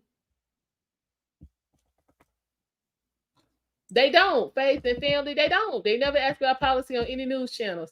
Trump said Agenda 47, and I know about it, but I did the work. Exactly. Well, like I said, since folks is lazy, I'm gonna help y'all out. We're gonna start. I think I'm gonna dedicate the last 10 days of August to that. What's going on, bro? Hey, nothing much at all. What's good with you, Almondeyez? I'm good. I'm over the foolishness. Like, so people just really making the decision to not use any brain cells at all. That's true. Nobody got no goddamn common sense these days. I mean, I understand common sense not common, but I mean, there's no reading comprehension. Oh, I forgot you got to read in order to be able to comprehend what you read. My bad. My bad. My bad. That part right there. What you say, Danny? I'm sick of the fear mongering and the voting just because they make you feel good. Yeah, right. But again, but Black people, we have built our reputation on just that. Like, y'all didn't learn nothing from Barack. Y'all voted for that ass twice. What did you get? Because the small hats and the rainbows made out like bandits. They still getting checks. We ain't getting shit. So y'all ain't learned nothing from that. Then turned around and voted for somebody who said, I'm gonna do exactly what Barack did for you, which was fucking nothing. And now you want to vote for his second in command. Y'all better pay attention. Pay attention. How that makes sense? None of these people said they're gonna do anything for you. Nothing. Because last time I checked, you know what I'm saying? All these single mothers and the Black women and all this bullshit, ain't y'all getting evicted under Biden? I just don't remember nobody getting evicted under Trump. That's facts. Who was getting put out? Please let me know. Okay, I can't have ride through Uptown for them standing outside because our courthouse is uptown. I can't have ride around up there for them standing in line trying to get in there, trying to, you know what I'm saying, argue about this damn rent they ain't paid in 3 years. I ain't had them damn luxuries. Mortgage due. That bitch due tomorrow. What's up? Exactly. And I still remember when it was with Trump, right? That I live in California. And the cheapest I ever seen gas in a very long time, like ever since I was maybe in my teens, $1.99. When that was a little before the pandemic, that was the lowest, and he was planning on getting the fuel prices even lower. He was bringing that gas down, honey. Listen. And it wasn't by no cents; it was by dollars. Yeah, that's what I was tripping on. Yeah, because and then you gonna say they want to talk about the pandemic was like the last couple of months of his. I'm gonna give you I'm gonna stretch it long. It was the last year of his presidency. I would say it's probably about the last 6 months. Last 6 months. Okay. 6-7 months. Okay. Well, no, 9 months. Last 9 months. That's what I'm saying. So I'm gonna make it long and just give it a year. So we're gonna look at the first 3 years, you know what I'm saying, that he was president. Phenomenal. I was straight. I don't know, like literally, Eric, when I tell you I worked miracles, my mom had a heart attack, which caused a stroke. I had to put her in a facility. 6 months after that, her house burned down. And I mean that every word of what I just said, burnt down, complete gut job. Mama didn't have enough insurance to cover that. I was able, you know what I'm saying, to use what she had and get the rest done. Try that today and see what happens. It's gonna be a shit sitting here. Thank you. That's the word. Good luck. Yeah, that shit ain't happening. And it was, you know what I'm saying, let me see. I wasn't even a year into my job that I got 6 months after Trump took office, because the previous 5 years I had either been unemployed or working temp jobs. That sounds about right. Like, that sounds about right. And it was a hot mess. My brother lost his house. You know what I'm saying? A good friend girl of mine, she lost her house. Meanwhile, all them banks and the motor companies was getting bailed out. Folks like didn't none of that happen. Black people did not prosper under Obama, but y'all, he black, which he really ain't. Man, I struggled for the longest time. You saying that I struggled for the longest time with trying to find a goddamn job. It took like 3 years just to get another damn job. This is what I'm saying. I'm just looking at the economic aspect of it. Forget the only thing, if you broke and can't eat, the only thing you gonna feel is hunger. So you looking at this bitch that's causing you these problems while your stomach growling and you facing eviction because your program done run the hell out. What good did she do you again? Not a goddamn thing. Not a goddamn thing at all. Okay. Sad to say that. Again, the real problem with Trump is Trump ain't into the, you know what I'm saying, the kissy facing and all of that shit. He was like, look, I'm gonna set it up to where if you work, you will prosper, but you gonna have to work. That ain't popular. That's the best thing. Literally created an environment where you could, as they say, pull yourself up by the bootstraps and get your life together. Again, I was able to work miracles in the midst of all kind of shit that shit had me in financial ruin to today. Financial ruin and being messed up didn't show up till Joe got here. Yep, I agree 100%. And I remember when it was during the pandemic when I lost my job, right? And at this time, shit, my license was suspended. So, I mean, from the stimulus check and the unemployment itself, I was able to get my fucking license back. Okay. Then, got back into trucking. And then after some time, got my own truck. It's all because of Trump. That's on real shit. Right. Who's this right here said she lived in Georgia and was able to refinance their house, 3% on the mortgage. Gas is also around $1.80 a gallon. Listen, during the pandemic, I didn't even pay $1.80 for mid-grade because my car don't do regular. I'm be real with you. It don't do regular. And I wasn't even paying that for mid-grade. Like literally.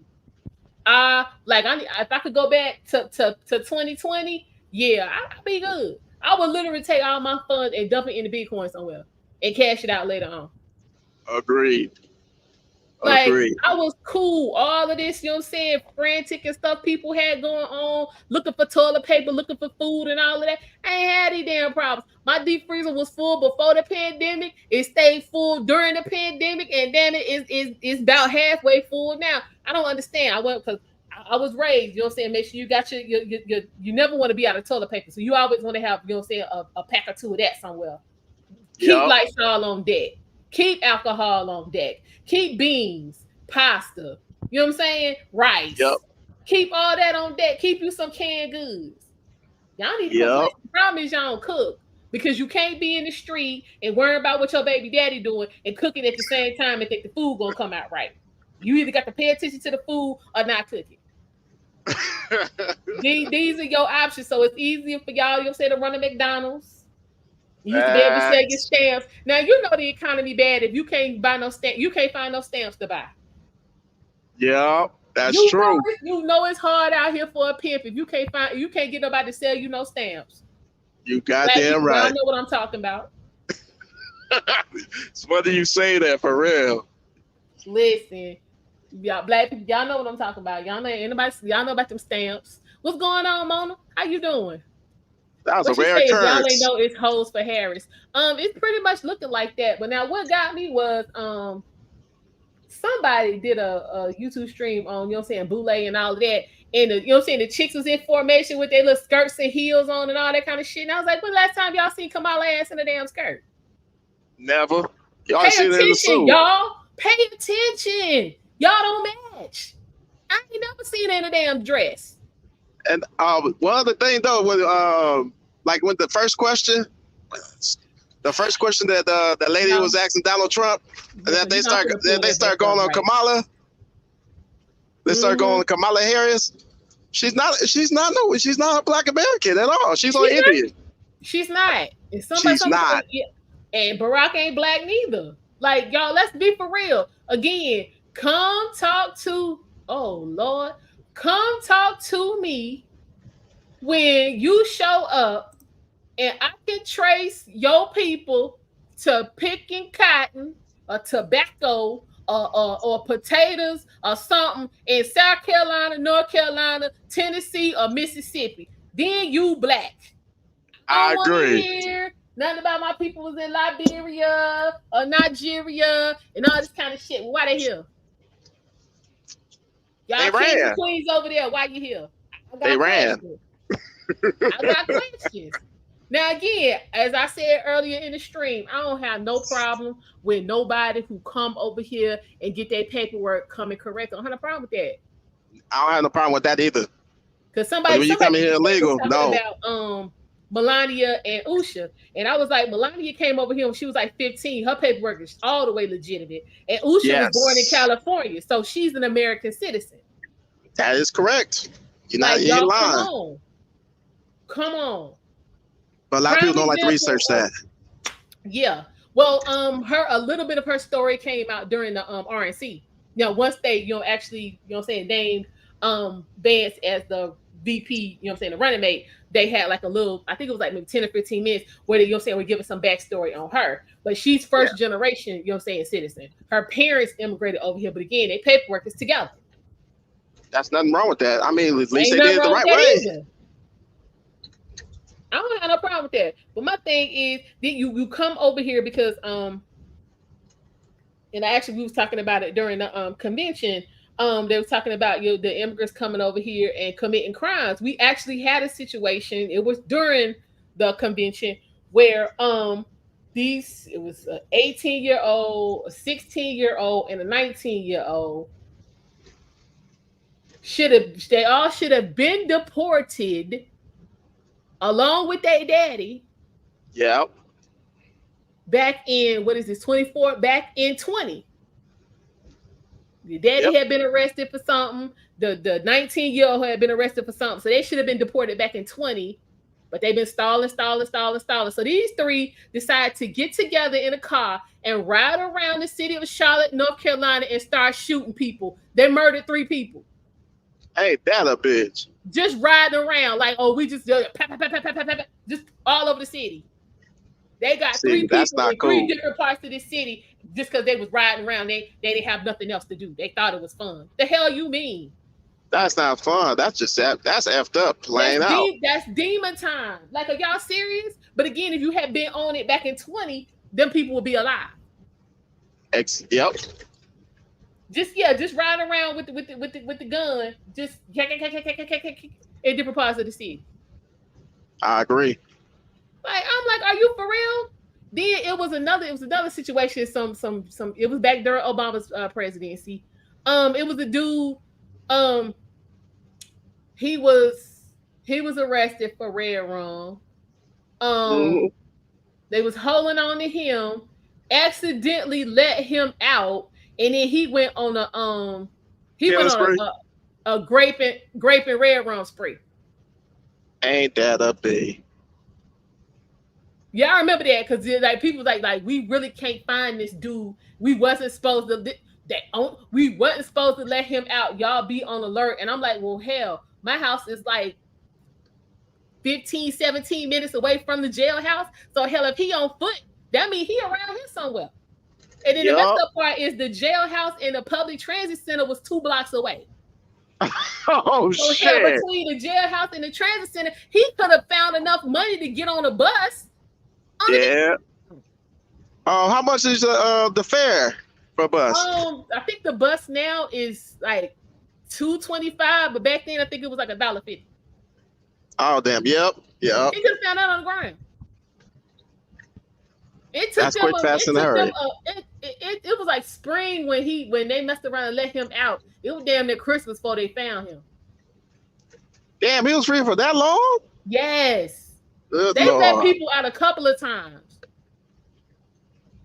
I have seen that happen before. So a couple of times they let one dude, this one guy out. He was a multi-state red rummer, and the feds was on their way to come get him, and they messed around and let him out before the feds got him. Hey, somebody's fucking up. It was the sheriff's deputy. Keystone. That's that Keystone. I'm like, this out of order.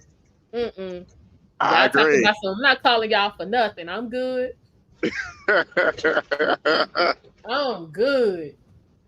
All that I can do about that is laugh. I'm not even gonna lie. I'm like, this is I'm good. Because everything is, let me tell you, because the federal courthouse is like 5 blocks from the jail. Mm-hmm. And then the jail is 2 blocks over from the regular courthouse. So they kind of like in a weird triangle type of thing, but I'm good. Okay, that remind me of Riverside County. That's exactly how it's set up too. How you explained it. Child, they be doing a lot around here. I'm like, man. Then one time, they was only starting the police at like $11 an hour. I'm like, hell, no wonder all this going on. $11 an hour. Yes. They ain't no bread. That's what I said. No wonder all of this is happening. Y'all ain't trying to pay these folks. Yeah, that's torture. I'm good. I'm good. I was like, the sheriff doing better than this. Let me see how much they making now. Because that's been about 10 years ago. Oh, child. Damn. Shit. 10 years ago, man. A minimum wage in California was like $12. Oh, God. Okay, so let me see. Okay, that's bad. Yeah, then they done had to bump it up. So it's what? We're at about 53 right now, according to this. What I'm looking at, it's about 53,000. Okay, here's Oh, June 21st. So you make about 20, 2023. like 23 an hour then, 23, 25. That's not bad. Okay, so June 21st, 2023, your CMPD starting salary just increased 10.5%. All right. That's not bad. Hold on, wait a minute. Now there's some more pieces to this. 5%. Hold up, wait a minute. Okay, hold on. Officers also earn an additional salary increase of 2.5% in January 24. Okay. Okay, so yeah, now new starting salary for an officer is $57,192 as of January 1st this year. That's not bad. Nope. Okay, and if you qualify, you can get a $7,500 hiring bonus. Child, folks still ain't over there working because they was on the other day talking about how they were short officers. Listen. They sure had it everywhere because when they did the defund the police, they really enforced that. They did. You see a lot more crimes, and nobody ain't going to. Well, if you go to jail, they get released a few hours later. Who do that? Then this kind of nonsense show up. Hold on. I need the whole thing. Well, we got a troll. I'm about to show y'all what this how we get down in Charlotte. All right. Some foolishness. Hold on. Did I stop it? I did. Hold on. Let me share. Yeah. See, we can't get our life in order. Child, folks around here just be doing yeah. Right, hold on. This what we doing. And we're seeing the body camera video at the center of an investigation where a former CMPD officer stole money from a person in his custody. This is your money? Yes. Oh, I remember that video. Money? That's my money. That's my money right there. Sir, you've been watching me the whole time. I seen you take it. I seen you come. Sir, just count it. If I'm right, it's gonna be around $1,000. If I'm right, and like I told you, I just went to Wendy's. I seen you still. The incident happened on March 14th. Officer Henry Chapman on the right side of your screen is accused of stealing $900 from the man in red who was in his custody after a traffic stop. This body camera view is from Officer Chapman's sergeant. The man in custody repeatedly told officers he heard and saw Officer Chapman separate two bundles of cash that were confiscated during his arrest. As you saw, several $100 bills were found stuffed in the lower side compartment of Chapman's patrol car. He was arrested 6 hours after a criminal investigation, charged with embezzlement and placed on unpaid administrative leave. He resigned the next day. Hey, that cop was broke. That's what he did. That's why he jacked. They got away. But that shit funny. Yeah. So yeah, they investigated. He was allowed to resign. So that means he's still gonna get his pension. You a whole thief. Ain't no telling how many times you've done that to somebody in the past, but we still gonna pay you. Yep. And I'm pretty sure that brother's charges is gonna be dropped too. I would not with this DA. I wouldn't hold my breath. I'm gonna look into that though. I wouldn't hold my breath. We have not had a good district attorney since. Let me think.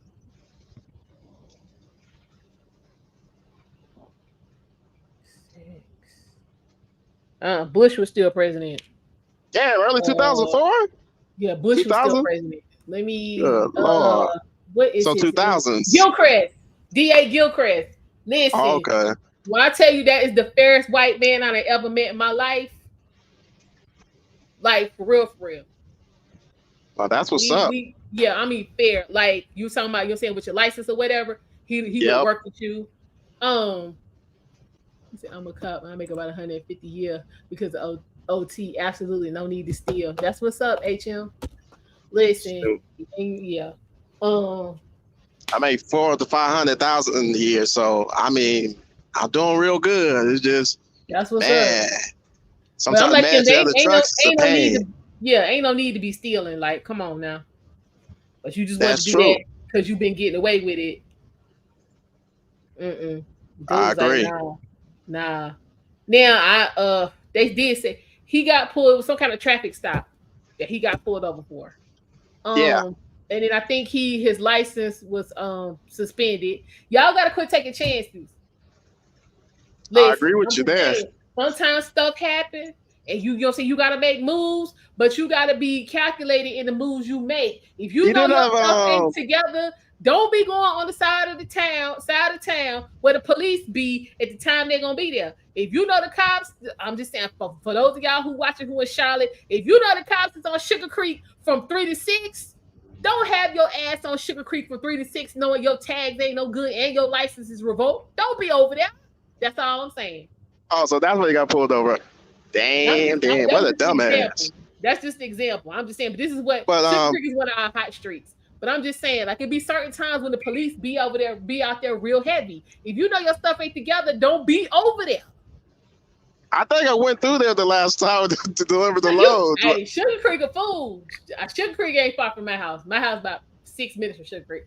But Sugar Creek is a main thoroughfare because you use that to get onto the interstate. Sugar Creek push you on the 85. So you can either depending on which side you take, you know what I'm saying, of 85, you either gonna get on 485 or you gonna get on 77. Just depends on which way you going. So Sugar Creek is major. Police. Damn, you're right. You see, that used to be like our strip, you know, like you said, like they have a car show or whatever in Compton. Yeah. Oh, we still have those. We still have those. Oh, okay. Shut Sugar Creek down. Just park your car on Sugar Creek and get out, start walking. That's how we used to run it. So they you know what I'm saying, as the Caucasians have come and pumped money into the university area, which is right at 85 in Sugar Creek. You can't do all of that no more. So now you have more police presence. So again, don't be over there. You know it's hot and your stuff ain't straight because they scan the tags. So basically like Freaknik, pretty much. You basically park your car, you can walk, and do a whole bunch. It's just a whole bunch of things to do. Literally from like 8 o'clock Friday night till about 9 o'clock on Saturday morning. That's what it was. Like that's lit. I'm not even gonna lie. That's lit. It was. I mean, we used to have the best time because then it was because it's the overpass. And on one end of the overpass, it was Waffle House was on one side of the street and Shoney's was on the other. Y'all do with that what you want. Oh man, shit. Yeah. That's I've been over. I have been over there then. Then on the other end of the overpass is McDonald's. You know, I can't fuck with no McDonald's. No. I'm just saying, so it was something for everybody. Oh, I feel it. Like you hang out there long enough, you might have started at the Waffle House, but you know what I'm saying, if you hang out there to the end, now you went Shoney's open now. You go up to Shoney's and eat. So I mean that's how we was running it. I'll be at Shoney's or the Waffle House. McDonald's hell to the no. Yeah, but I'm just saying like McDonald's would be open 3 o'clock in the morning when you couldn't get into the Waffle House and Shoney's was closed. So I see. Yeah, so your folks was that on makes sense. But yeah, that another it don't be on Independence.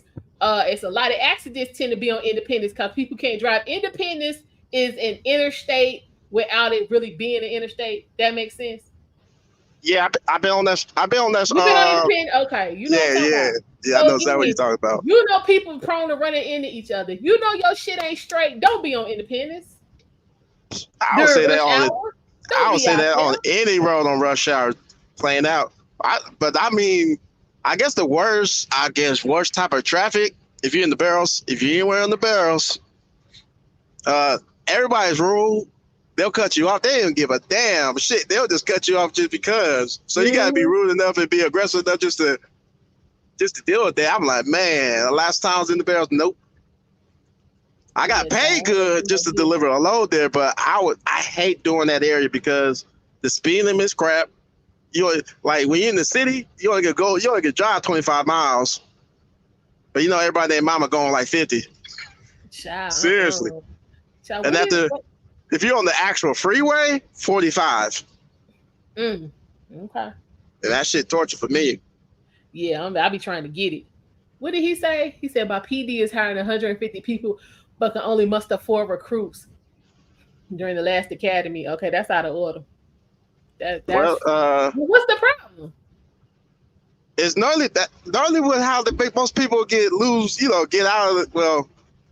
canned from the academy, whatever. It's that psych test or that lie detector, pretty much what they go through you. You had to be straight up, honest, and upfront. Catch you really in any lie. Nope. You're just getting taken out just like that. Nope.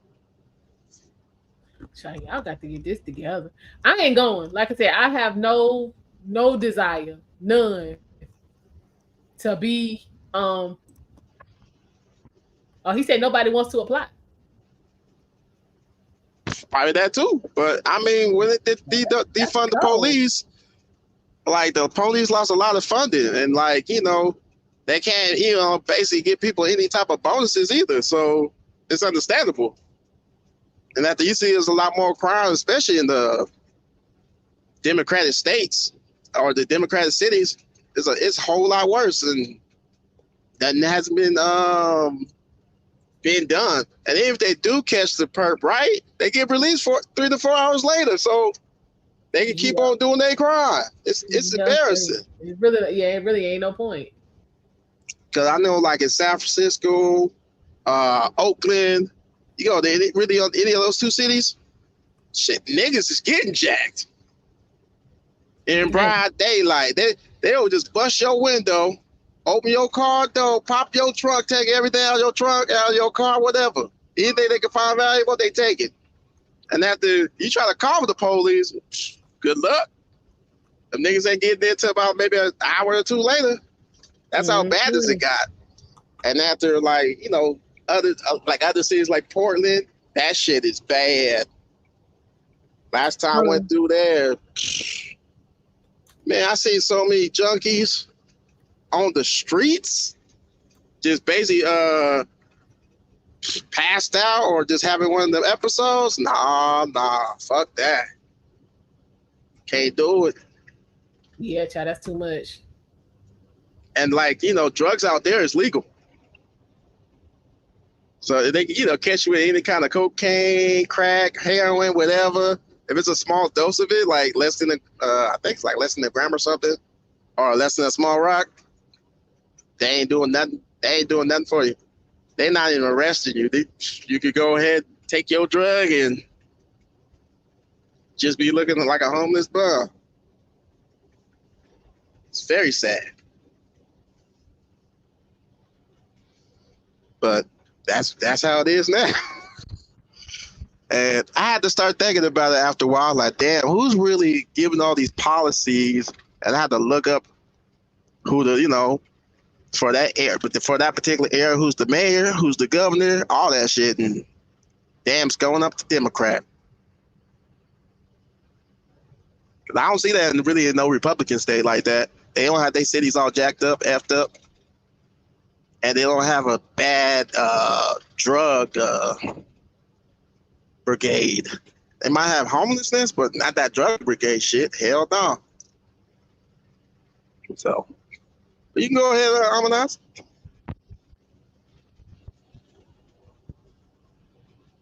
You still there? Hello? Oh, damn. Hey, Almondeyez, you still there? Shit. Get back in and back out. Uh-oh. Oh, my shit froze.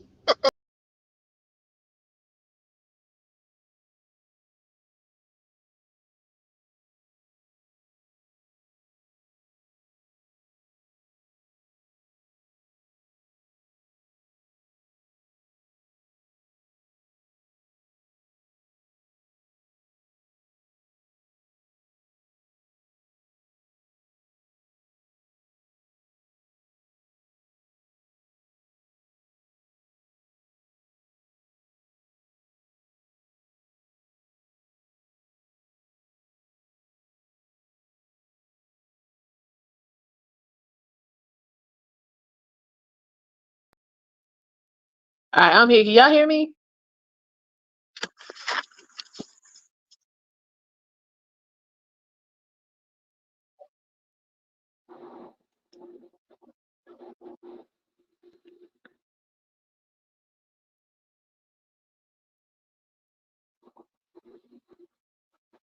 Can y'all hear me?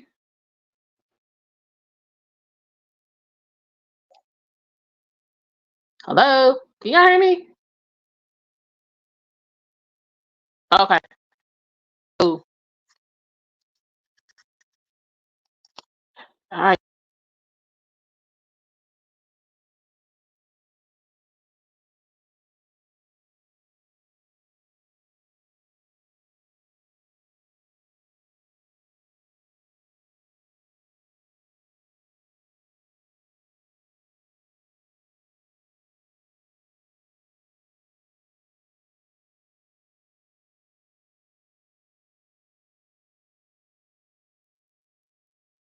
Okay. Y'all still there? Y'all still rocking with me? I love y'all. Listen, I don't know what's done jumped off around here.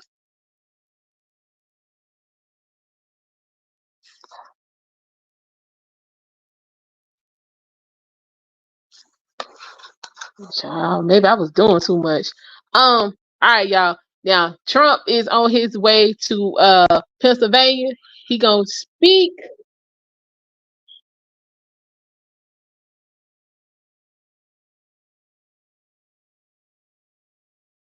And we're gonna bring live coverage of that as well. So I'm gonna jump off here real quick and let me take care of some business. And I will be back. Yeah, and child, I done had a whole meltdown over here.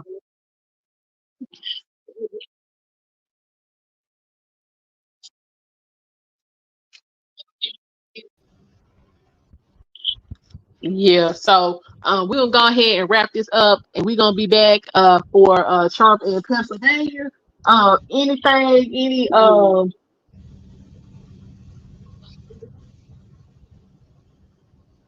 so yeah, any updates as far as this panel that just popped off? If I hear anything, I will come back on about 5:30 or so. I might just do that anyway to get everybody caught up. Um, thank you, Face Family, Facial Hair. Definitely come back. I'm glad to have you. I appreciate you subscribing. To everyone who is here, I appreciate all of your comments in the chat, all the super chats, all the support, all the subscriptions. Definitely come back later on this evening. We are going to continue our coverage and hopefully have another fantastic conversation. Thank you to you all, and I will see y'all later. Bye.